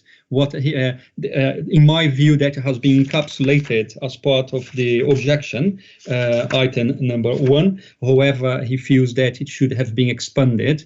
And yes, it is a matter of fact that the objector confirmed that he would be happy with that condition in place. So they discussed between themselves and he would be happy, which is a good thing. And then in terms of 2, the report refers to being an overrun to the lift. There is not. So this is correct. As part of my response to objection item number 2, I incorrectly state that as a matter of fact, the application includes an external lift overrun. This is not the case. It was a confusion I made on when looking at the drawing. So he clarified it's not, and I cross-checked that it's not a lift overrun. So, and then I proceed to the remainder. If a future owners wants to fit a new lift, and okay, so basically this one is just a general comment, which I have covered as part of the response to the objections, saying that if someone else wants to, basically the objectors wanted that a condition should be attached to prevent future lifts being installed at the property without planning permission. So then I explained that this would then be an internal feature. We would not have control. So we are looking at what we're having here. But if those proposals included a lift overrun or further excavation, then they would likely require a planning permission. Number 4, in both cases, they would need, yeah, okay, this is covered already. 5, he would like to draw attention to the fact that there have been 2 previous basements successfully constructed on this street. which is fine. He has engaged with neighbors on both sides via video conference to explain the proposals and to try and respond to any concerns. So the CTMP does demonstrate that they have consulted with neighbors. And then item 7, to accommodate the pool, they have made efforts to reduce the floor to ceiling height of the basement level and the depth of the pool to reduce the overall extent of the basement excavation needed. As a matter of fact, the basement extension with a swimming pool here does comply with the SPD, and it's not classified as a double-story extension, so it's fine. 8. We have allowed for the 1 meter below garden, yes, which they have. The cross-section drawing has shown that they have provided the 1 meter of soil behind. And the 9, they are saying we have considered chlorine-free pool, UK EU certified water treatment, which is a great thing. Yeah, so there would be conditions in any event, recommended conditions, standards, preventing fumes or odors coming from the swimming pool to the outside. So that's the end of my presentation, and I'm open to questions if you have any. Good. Thank you very much indeed. Thank you. Sina, did you have a question, or was that from something earlier? I don't have a question. No, I think Councillor Spalding has a question though. Oh, I see. Sorry, I beg your pardon. Markham. Chairman, I did have a question, but the officer has at unprecedented length answered my questions. Thank you. All right, very good. Yeah, well, thank you for that. I mean, it's another proposal where there's a great deal going on, but from what I can see, it's professionally designed. It satisfies our policies and subject to all the conditions that we put on these type of applications. It would strike me as being quite reasonable. So if we can perhaps move to a vote. So the recommendation. Mind if I ask a question, Chair? Sorry.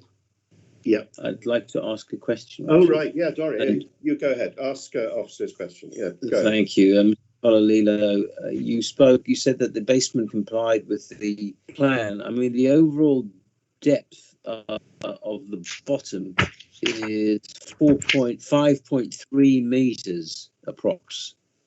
So that's about 15 feet. Is that sort of, what is the guideline for how high, how deep, or how high a basement should be? Because I mean, you said that they reduced the ceiling height of, well, at least part of it, the pool plant's reduced, but to minimize or reduce the depth. So what is the guideline for a basement extension?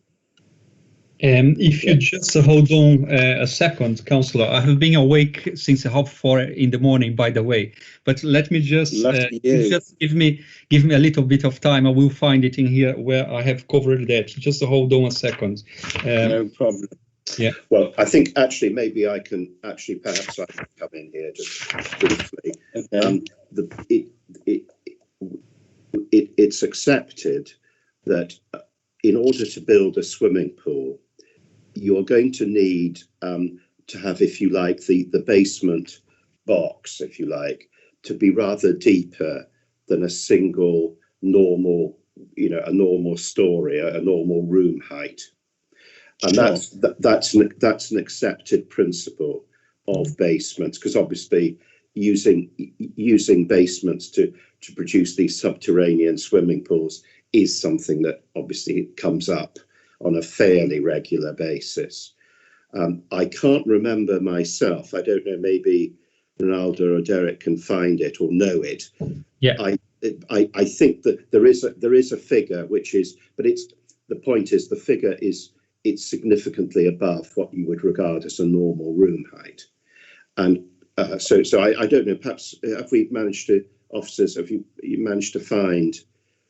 I thought I had covered in the report. Maybe I can ask my colleague. Actually, Derek, maybe. Yeah, but I think the SPD says a single story extension is one which cannot be subdivided, and I think it's 5 5, anything up to 5 or 5.5. It's the I would just find the SPD.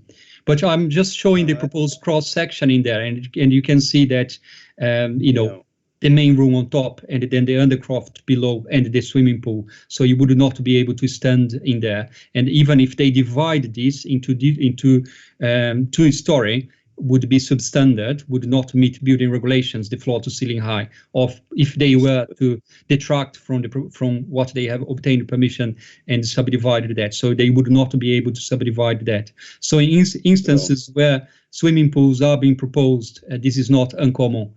Yeah. Okay. No, I take the point that the chair raised. I mean, I take that point. It's just actually the first time I'm sort of focusing on the depths. So around 5 meters at the bottom, including a 1 meter topsoil level cover, seems to be about right. Okay, 5.5 meters. Okay, thank you very much.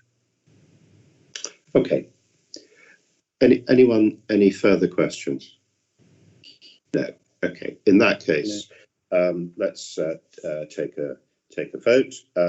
Recommendation is to grant with the conditions attached. So if I can once again ask Hamish, Councillor Durian, are you in favour or against? In favour, Chair. Thank you.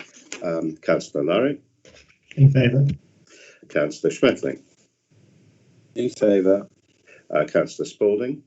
In favour, Chairman. Thank you, and I'm in favour as well. So that is granted. Thank you very much. Now, if we can move to 17 Ladbroke Square, please. Okay, thank you. So basically, this application seeks the discharge of a flood and mitigation measures condition, which was attached to an original permission granted in PP 196957, which was granted, let me just see here when that was granted, in Jan 2020. So basically, this is the site, 17 Ladbroke Square. In January 2020, we granted permission for alterations to property, including extensions at lower ground floor level. And as part of that, we attached a condition for the submission of flood risk flood risk, surface water runoff, and sustainable drainage systems. So they had submitted then some information. The information had been cross-checked by our flood officer, and she found that to be not satisfactory. So then we attached this condition. At the time of the assessment of that main permission, I understand that one of the objectors requested that the discharge of conditions should be brought to the committee for consideration. So basically, they applied for this. Revisions have been received, and our flood officer has looked at those details, and she confirmed she is now satisfied that the proposals would meet the requirements of policy CO2, in that it would the proposed measures would mitigate flooding within the site. It's important to mention that one of the objectors, who then requested the committee to bring this decision for their for the committee, this person has been the applicants have been in touch with this person, and they have corresponded, and they both, well, basically the main objector has written to us to confirm that he no longer wishes to object. He's satisfied with the details, so he has no objection to these proposals. So now I'm going to proceed. This is just a view of the rear of the property, taken at the time of the granting of the main original permission. Unfortunately, I do not have a photograph of the main garden where the mitigation measures would take place.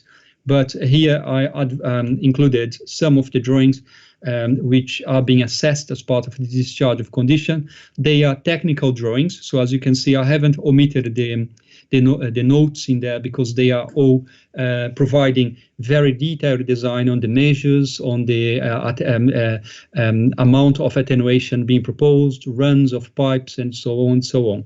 So very, very technical. And Patricia has kindly looked at this information, and she confirmed this would meet the requirements of policy CE2. And that's the end of my presentation. I think there is one further, the addendum, basically. Lorna has kindly and correctly spotted that there isn't something to be replaced. Basically, paragraph 6.5 should be, we should omit any reference being made to for special regard to the desirability of preserving the building or its setting or any features of special architectural or historic interest. Basically, the property is not a listed building, and that is not applicable. So the standard paragraph on conservation areas only should apply. Well, that's correct, because this is we're considering the discharge of a condition. So yes, no, that's correct. Okay, well, I think the key, I mean, to my mind, the key point here, colleagues, is that the person who had actually raised this issue at the original committee, which actually I think I remember sitting on it. I think Councillor O'Connor was chairing, and I was a member of the committee, so I do remember this. And I think the fact that the person who raised this issue now seems to be satisfied, I think, to my mind, seems to be the key point. Any questions for Ronaldo on this and anything? Chairman, if I may. Yeah, Markham. Yeah, thank you. It seems to me the key point is, these SUDS points, the 4 cubic meter tank and the increase in the permeable surface. The 4 cubic meter tank and the hydro brake, I can't see where these are located. Are they located at MH04 and MH05? Second question, the permeable surface is increased to 60.6 square meters, but the condition that we are asked to discharge is that this is an increase of 21 square meters. So how do we know what it was before?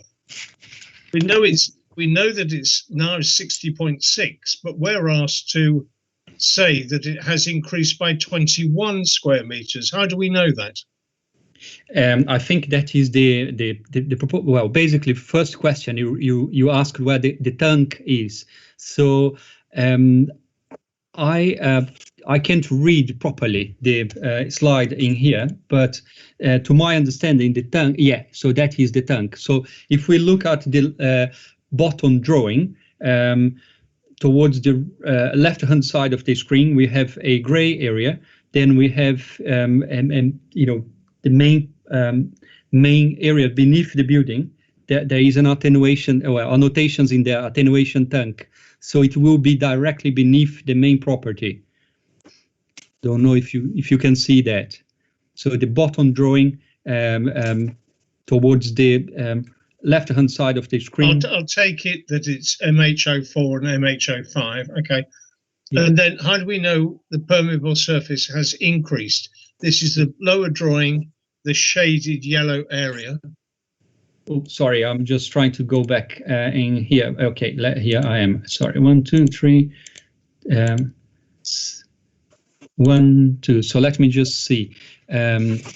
SUDS, planters, garden. So basically, the top drawing indicates everything which is in gray is paved over, and everything which is in the lighter color in there is a planter, and the planter, so permeable surfaces. So what they are proposing now, although the extension would get bigger, which is the depicted in blue as part of the bottom drawing, you can see that the majority of the garden would now be reversed back to permeable surfaces. So that's where the improvement, well, part of the improvement would be proposed. Right. Yes, I think actually remembering back to when the application was originally considered, I think that's right, because there was extensive alterations to the whole of the rear garden, I remember, was part of it. So I think what Ronaldo has just said does make sense, and it tallies with my memory of it. But obviously, that drawing in front of us is what is actually submitted as part of tonight's consideration. Malcolm, does that help?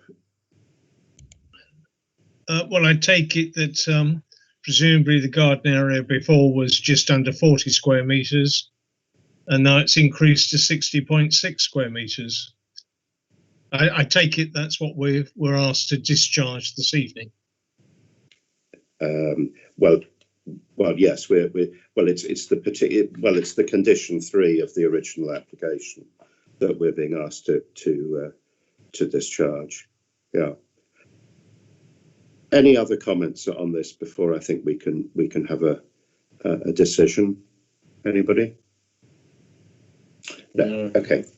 All right. Well, in that case, so in this we're not granting planning permission, I don't think, because we're agreeing that a condition is to be discharged. So if I can ask everyone if they're in favour of discharging the condition or against. Councillor O'Durian. In favour, Chair. Thank you. Councillor Nari. In favour. Councillor Schmedling. In favour. Councillor Spalding. In favour. And I'm in favour as well. So thank you very much. So that is indeed discharged. Very good. So we come to the final item, consideration of these 2 properties at the Boltons. And now we're going to go back to Fiona Ray. I think, Fiona, you're going to present these, yes? Yes. So this is back to the South Pack.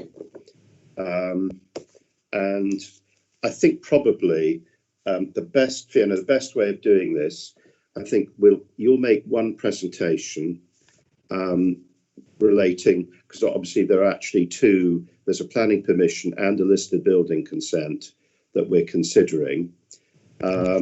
So I would suggest if you make one presentation, and then I think now this application, these 2 applications have slightly unusual features, so we have to be quite careful how we do this. And I'm going to try and, as best I can, to structure this, in a way that's helpful. So Fiona, perhaps if you give your presentation first. Yes, thank you. Please go ahead. Yeah, Chairman.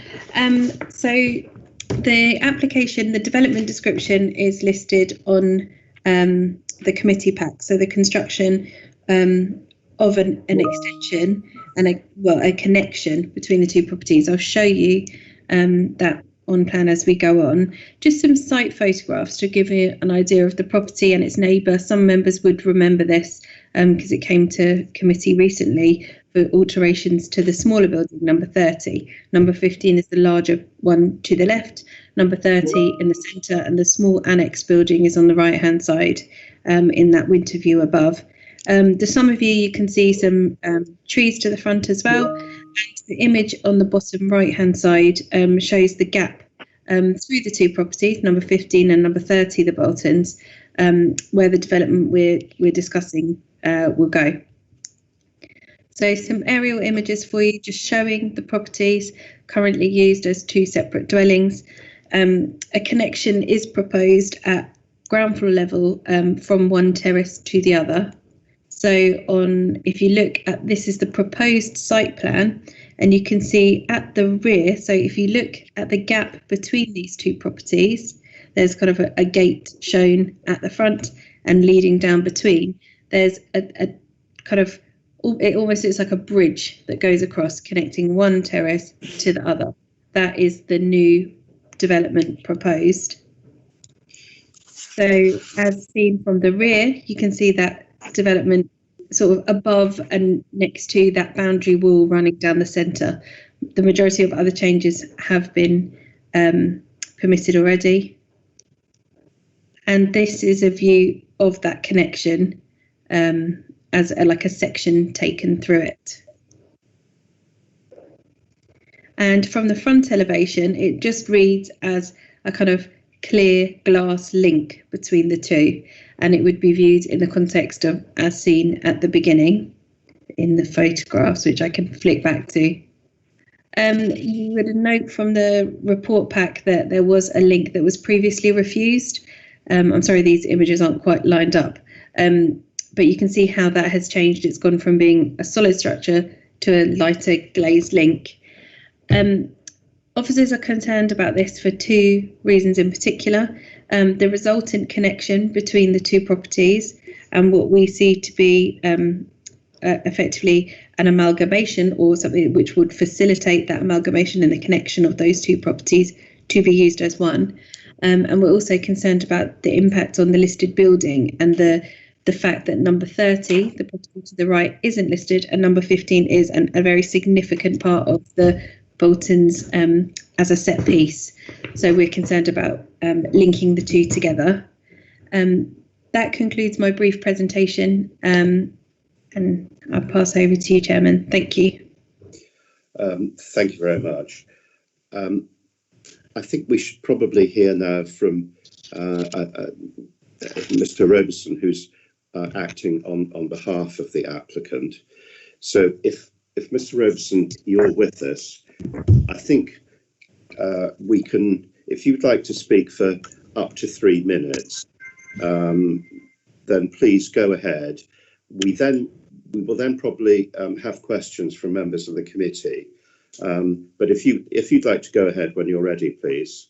Thank you. Thank you, Chair. My clients are aware of the importance of the policy against amalgamation as a tool to address housing provision. And on that, the borough is constrained by its heritage and lack of industrial legacy.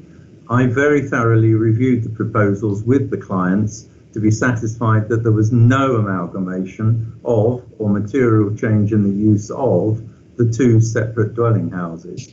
Whilst the link will facilitate movement between the separate dwellings and permission is being sought for that structure, for amalgamation to arise, there has to be a change of behaviour or use. There will be no such change, thus no application can be made for it. If there was to be amalgamation, our clients would have felt obliged to seek permission. Take, for example, the analogy of two neighbouring owners, each with young children, who play in each other's homes. They decide to knock a hole in the party wall separating their dwelling houses to ensure safe passage for their children. Whilst that is a physical operation, the subsequent use of the two dwellings could not, by any stretch of the imagination, amount to a material change in use to a single dwelling house. An enforceable Section 106 undertaking will bind our clients to their position. It will also ensure the structure is removed on any change of ownership. The link will be lightweight, transparent, glazed, uncovered, 1.1 metre high structure set towards the rear of the narrow 1.8 metre wide gap. It's fundamentally different from the earlier refusal, a taller covered, more substantial and solid proposal, which the office has shown you. The view through the gap is of the buildings in Priory Walk, not of open space or trees. The diminutive link is then seen against that much larger existing built backdrop. Indeed, there is no historic gap here. The original Bolton's development ended at number 15. Number 30 was an infill development added in 1985. It's thus difficult to appreciate the significance of any heritage merit, and where the link meets the listed building, that is a later addition. However, to offset any harm, 3 benefits are put forward. First, to require semi-mature trees to the front of number 30 rather than lesser planting that's otherwise required by an earlier permission. Second, to require all the recently permitted on-site heritage enhancements and the redevelopment of the existing neutral cottage to implement it ahead of the link. Thirdly, a financial contributions towards on-street tree planting within the conservation area of £20,000 pursuant to policy CL3, which actually states to enhance the cherished and familiar local scene. A link at lower ground level is not an option for reasons that I would need to explain in a different forum. I think. All right. Time is up. Very much, sir. But, thank you for those. Thank you for those points. I'd like to start by asking you a question. Can you suggest that the link would be relatively, the proposed link would be relatively obscure and talk about planting? Perhaps if we could go back to the plans and also the photographs, because it seems to me from the actual photographs that there are already trees in the front of, it would be 15, the Boltons. Can we just go back in the slides and can you comment on that? Maybe yes, wait for officers to get back to the right slide. So, yes, there are lime trees at the front of number 30, the Boltons. 2 of those lime trees need to be removed. You can see them in winter and you can see them in summer. There is also another tree which is not such a elegant tree, just in the curtilage of 15. But those 2 lime trees need to be removed because they're in the wrong position to construct the already permitted basement structure that falls underneath the refurbished and extended number 30. The proposal to replace those trees can be enhanced by doing something of the size that are currently there, rather than a traditional replacement package of trees, which would be something lesser. And so, just to make sure I've understood this right, so the tree which it's a taller tree appearing immediately behind the no entry sign, in the corner of number 15's front garden, that would be removed, you're saying? No, that stays. Okay, and the 2 lime trees are removed, but you're saying there could be additional planting. It might be behind the tree that I was talking about. That means that in practice, the proposed link you wouldn't really see it properly from the road. I have a difficulty seeing the link when I go for my Sunday afternoon walks up here, because of the existence of the wall, which is about 1.5 metres, the hedge behind it, which is about 2 metres, and then that tree. And there are features which are not really seasonal, but the 2 lime trees get replanted because of the basement permission, and one of those nearer the link, I think, will be slightly closer to the larger tree and also serve to assist in the obstruction, if you like. Okay, all right. Thanks for helping with that. Colleagues, who would like to ask a question? Chair, when Miss Ray finished her presentation, she didn't assert that the recommendation is still that we reject this application. Is that still correct, Miss Ray? Yes, I'm sorry. I didn't conclude on that point. Yes, absolutely. For the 2 reasons, well, not helpfully outlined, the amalgamation we are concerned about and the link in terms of the impact on the listed building. Yes. Okay.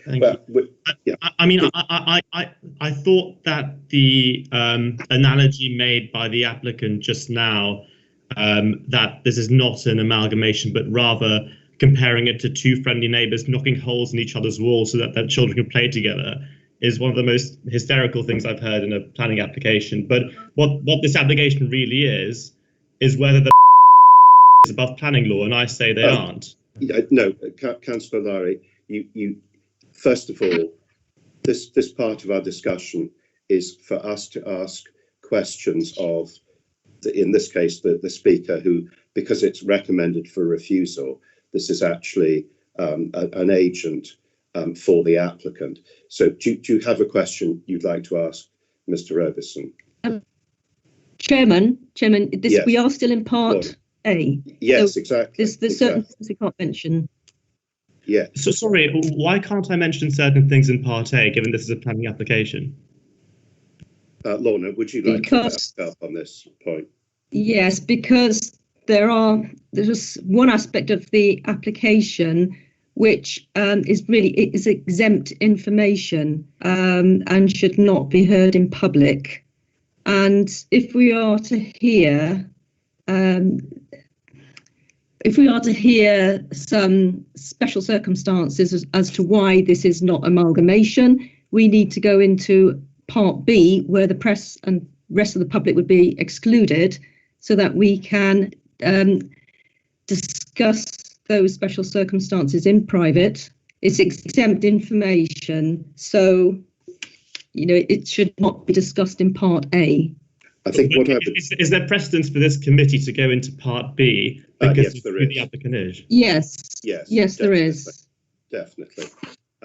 Can I just, I must stop you for the moment. Can I ask other committee members, are there any points you wish to ask Mr. Roberson, questions that relate to the plans which Fiona Ray outlined before us? Is there anything on those issues that you would like to ask? Anyone? This is Doris Metterling. Please. I wanted to, there's a couple of points I wanted to pick up on what Mr. Roberson said, assuming it's okay to discuss them, because he did mention. Yes, go ahead, please. He said that there would be a removal of link on change of ownership as a condition.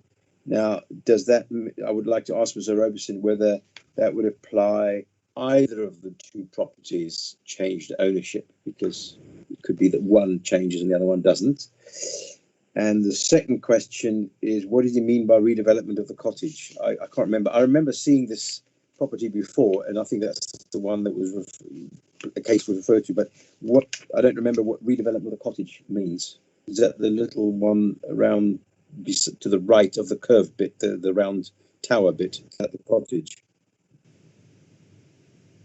Yeah. Can I reply to those 2 points, Chair? Yes, of course, yes. The proposed unilateral undertaking, which is with the council, should planning permission be granted on the basis that we understand amalgamation or the lack of amalgamation here, has an obligation to remove the link and reinstate both properties to their current standards. Should there be a change of ownership of either properties or both properties, and so that's very clear. And secondly, the committee recently granted permission for the redevelopment of the cottage and works to number 30, primarily remodelling that side extension with the dome feature, and the cottage is in the conservation area appraisal. That's that two-storey building that sits at a slightly different angle there. That's in the conservation area appraisal as a neutral building, not particularly contributing to the character and appearance of the conservation area. And in granting permission recently, the council has now granted permission for a building which, on the face of it, enhances the conservation area.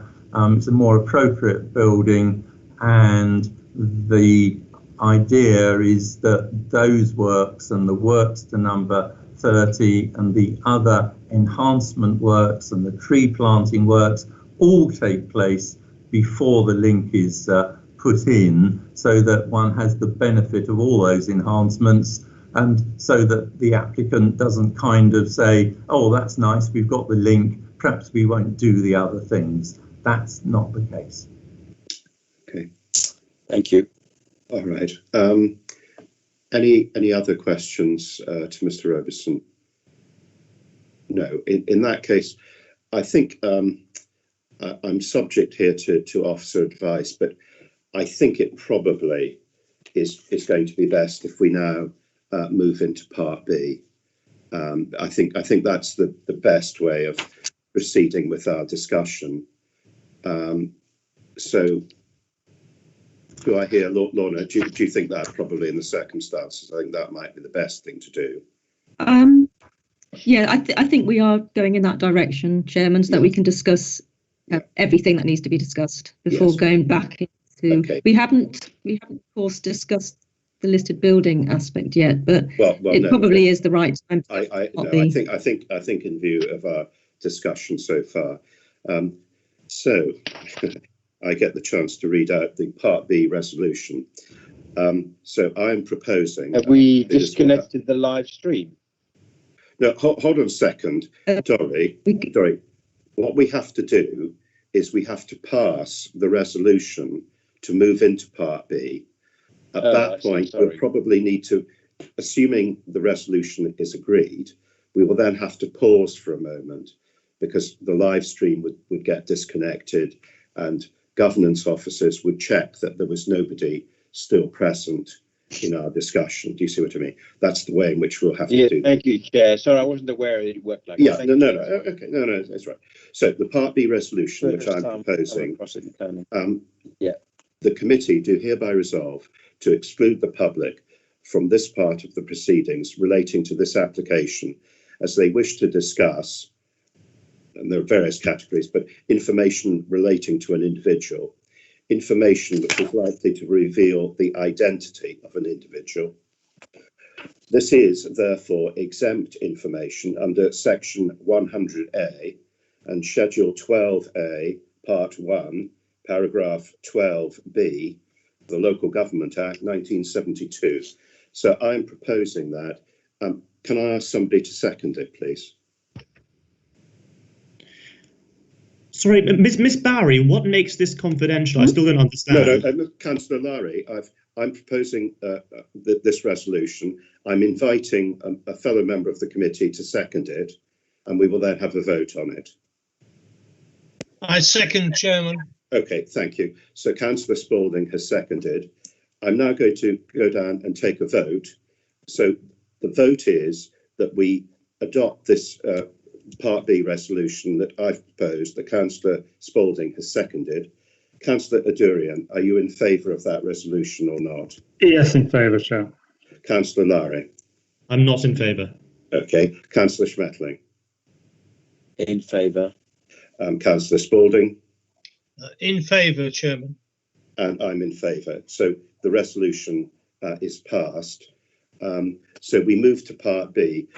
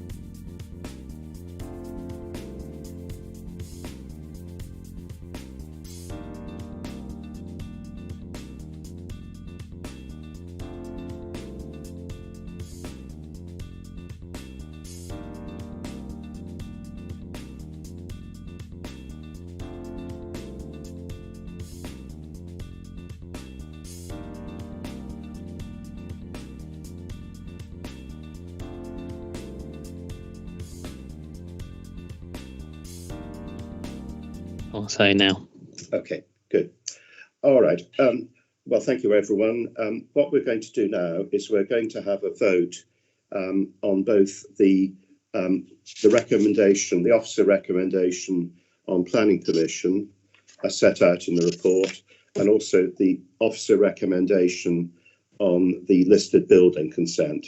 Again, the officer recommendation is refusal as set out in the report. So I'm going to ask Councillor Adurian to start off with, on planning permission, are you in favour of the officer recommendation or against? Or you can abstain if you wished. On balance, Chair, I've decided to accept the officer recommendation. Okay, so that's accepted. Councillor Lowry. I'm in favour of the officer recommendation. Okay. Councillor Schmetling. Well, I'm very reluctant, but I'm going to go against the. I'm against the officer's recommendation. Okay. Councillor Spaulding. I am against the officer's recommendation. And I am against as well. Now, we need to do exactly the same thing on the officer recommendation on listed building consent. So the recommendation is to refuse. Can I ask Councillor Adurian, are you for or against the recommendation? I'm for the recommendation to refuse. Okay. Councillor Lowry? I'm for. Okay. Councillor Schmetling? I'm against. As Councillor before, Spaulding. reluctantly, but against. Yeah, no, that's understood. Councillor Spaulding? Against. Thank you, and I'm against as well. So both the planning permission recommendation and the listed building recommendation are defeated. So we now need to move on, and we have to decide what are our reasons why we have declined to support the officer recommendations. I will try and make a start on this. My feeling is that on the issue of the listed building consent, I'm torn between saying there is actually no harm, or there is a very small, less than substantial harm, which is mitigated by the proposals to plant trees. In terms of the amalgamation point, I understand that there is a question mark about the enforceability of any undertaking, but I think despite that reservation, I think it is helpful because I think to my mind it helps reinforce the unusual circumstances that we have in this case. So we're saying that potentially you might consider it an amalgamation, but there are other material considerations which I feel outweigh that breach of policy. And if there's can be an undertaking, then I think that would be of assistance. Now, I don't know if Councillor Spaulding, Councillor Schmetling, you supported the non-adoption of the officer recommendations.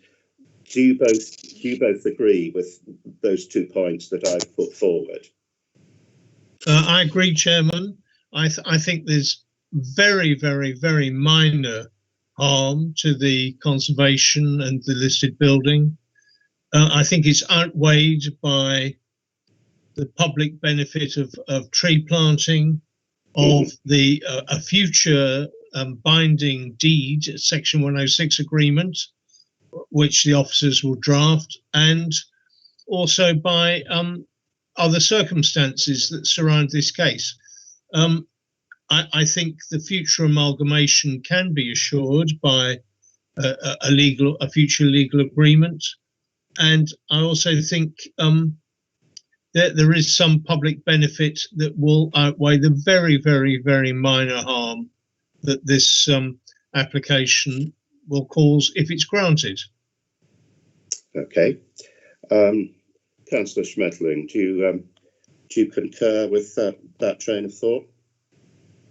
Essentially, I concur. Yes, I don't think I need to add anything to that. I mean, I could say that I understand the officer's concerns, and I mean, I don't dismiss them, as it were. But I think under the circumstances, I voted against the recommendation because of the circumstances. And you know, there are amalgamations going on. I don't want this to amalgamate, and it shouldn't amalgamate. But I'm just saying there, I've seen two single dwellings do get amalgamated here and there, which I'm personally not so happy about. But it does happen, and I don't think it'll happen here, though. No. So I concur. Yes. Sorry about that. Long story. Yeah. Okay. Now, I think I'd like to ask officers. We need to have. You've heard what a majority of the committee think here. Can you help in putting into correct form for us? It would be a resolution to grant planning permission and to separately grant listed building consent. Now, the planning permission, we would need to think about what conditions, and we would also have to discuss the nature of an undertaking, unilateral undertaking. Now, can somebody perhaps help me with that as to the best way of doing that? Well, Chairman, perhaps if I can start, if I can start off on that, and maybe then I'll hand over to Lorna, in fact, at a certain point. Firstly, just taking the different points there, yes, obviously you would need to consider conditions. There would need to be conditions for the planning permission and for the listed building consent.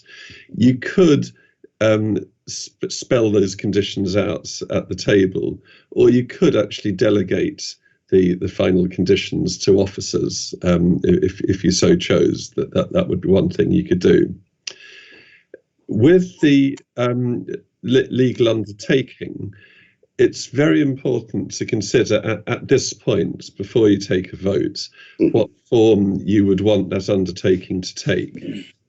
Because as Lorna mentioned earlier, an undertaking has to be necessary and it's got to be relevant to planning. It really follows similar tests to conditions. And what that means in practice is that each part of an undertaking, or if you like, each component in the undertaking, must in its own right be necessary. So, for example, I'd suggest you could consider, I mean, at the moment, I think, £20,000 is actually proposed for tree planting. I mean, is that really necessary? Is that strictly related to what's going on here? So you need to go through the component parts of that undertaking and be satisfied that anything that is to go into it is actually necessary and satisfies the correct legal test. And I'm about to hand over to Lorna, but before I do, I'd also suggest that as the applicants are not applying for an amalgamation, I mean, in their view, I mean, they're applying to build a link, but they're not applying to amalgamate two dwellings in land use terms. Then it would also be possible to add an informative, which would be along the lines of, for avoidance of doubt, planning permission has not been granted for any amalgamation of units. And that would clarify things for the future. If that was ever to be debated. But I think, so bear that informative in mind. But I think the discussion now should return to the legal undertaking and what exactly would be necessary in that undertaking. So I'll hand over to you, Lorna, at that point, if you like. Okay, thank you.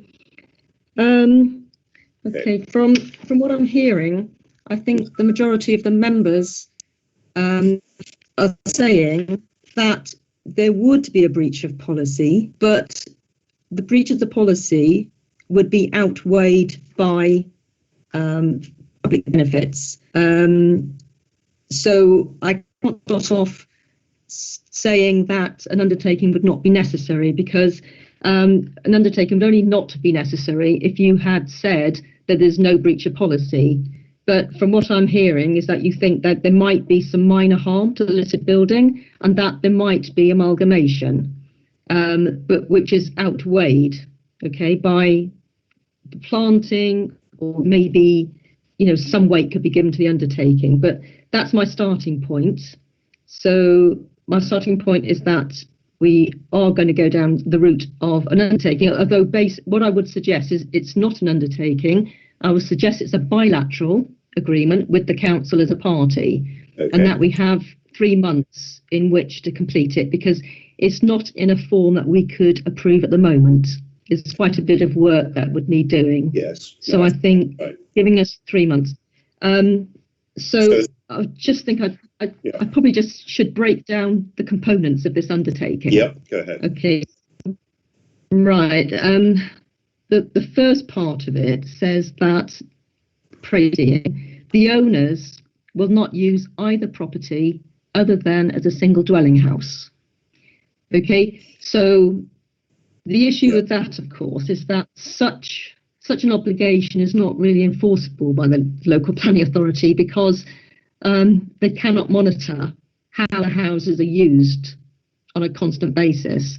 So I'm not saying it's no weight should be given to it. All I can say is that, you know, very little weight should be given to it, but there is some weight that can be given to it. Okay, that's all I can really say on that. Yeah. Okay. Another component is that if there's a disposal, and what a disposal means, we would have to explore further. Yes. Then the link would be removed. Now, you know, that is enforceable, but of course there would have to be a disposal, which obviously, you know, could happen next year or in 100 years or never. So again, there's limited weight you can give to it, but some weight could. The £20,000 towards planting anywhere in the Bolton's conservation area, not relevant to this development. So it doesn't pass the SIL test. That doesn't stand up. Yeah. Something. No. So I think what we need, that should come out, because it's just, you know, it's not, doesn't pass the legal test. And instead, we would have a condition asking for planting within 30 of the Boltons, which would help to obscure the link. Yeah. So that would be a condition. Yeah. So basically, I think, you know, the best way to go down is that we have an undertaking. You know, you can't give too much weight to it, but, you know, even if it's excuse me, even if it's not enforceable as a Section 106 agreement, it could still be in the form of a personal covenant. You know, it just wouldn't run with the land, but there is some weight to it that can be given to it. Yeah. So really, that's where I'm coming from. Very good. Okay, right. I think in that case, I think where we might be able to head is to have a resolution that says we grant planning permission subject to conditions which we are going to delegate to officers. Some of them will be, you know, 3 years and, you know, normal, very standard things. But we will delegate to officers to draw up those conditions. And we will also have an undertaking which will be drafted in accordance with what we have just discussed. So with three points. One about. Sorry, Chairman. Yes. There wouldn't be the £20,000 contribution. Yeah, but it would be. I'm suggesting a bilateral, not a unilateral. Oh, sorry, I think that was sorry, that was my mistake. But no, the £20,000. We are. I'm quite clear that that can't be part of the bilateral agreement. Okay, so let's try and do this again. Right. So resolution will be to grant permission, subject to conditions that we will delegate to officers, and a bilateral agreement along the lines which we have just discussed. And listed building consent, the resolution is simply to grant listed building consent. Yeah. Jerry, does that make It does. And with the section by the bilateral agreement have to be completed within 3 months. Yes, actually, that's right. We put a time limit on these things, don't we, normally? Okay. Yeah. Right. So I think we can probably proceed to a vote. Are you happy, Derek? Derek? Yes, Chairman, I'm happy with that. I think that should be clear enough now for your votes. Okay. All right. So I'm going to go down the list again. So first of all is the planning permission resolution to grant, as I have just set out, and officers contend with. So, Councillor Adurian, are you in favour of that resolution? Well, I appreciate the committee as a whole has already made a decision, but to remain consistent with my previous voting, I'll have to vote against this. Oh, okay. Councillor Lowry? I'm against. Okay. Councillor Schmetterling? I agree. Okay. Councillor Spalding? I'm in favour, Chairman, of that resolution. Thank you. And I'm in favour as well. So planning permission is granted on the basis that we have discussed. Now, if we can do the same with listed building consent. So the resolution is to grant listed building consent. Councillor Adurian? Again, Chair, I'm against. Okay. Councillor Lowry? Against, Chairman. Thank you. Councillor Schmetterling? In favour. Councillor Spalding? In favour. And I'm in favour as well. So that is listed building consent is granted. And that, I think, concludes the meeting. I'd just like to thank everyone for coming along this evening, contributing to the discussion, and also at 11:20, I'd like to thank all of the officers who've been involved in making this evening happen. If not with speed, then certainly we've managed to deal with all the items in front of us. So thank you very much, everyone. Sorry, Chairman, just before you close the meeting, can I just check, you didn't spell it out, but can I check whether you wanted the informative relating to no amalgamation being permitted or not? Right. I had thought that by having the bilateral agreement, that had sort of was in place of the informative. I don't know. Our colleagues, is everyone still on the line? I'm here. Yes. Sina? Still Malcolm? here. Yeah. Malcolm, are you still there? Still here. All right. Yes. Derek raises the point of whether we should, and this would be for the planning permission, we should have the informative along the lines that he discussed about saying, Derek, just remind me again of what the form that you felt that should be in. Well, I mean, it's just an informative, but it's just it would say, for avoidance of doubts, planning permission has not been sought for or granted for an amalgamation of dwellings. Okay. I mean, I'm quite happy to go along with that. Tommy, colleagues, are you happy that we add? Yep. We add that, yes? Yes. Yes, please. Yes, happy. Yeah. Yes. Right. Hamish? Okay. Sina, yeah. So I think that is agreed. So we can add that. Okay. Okay, that's fine. Thank you. Everyone happy? All right. I think so. Very good. All right. Well, thank you very much, everyone, again, and good evening. Good evening.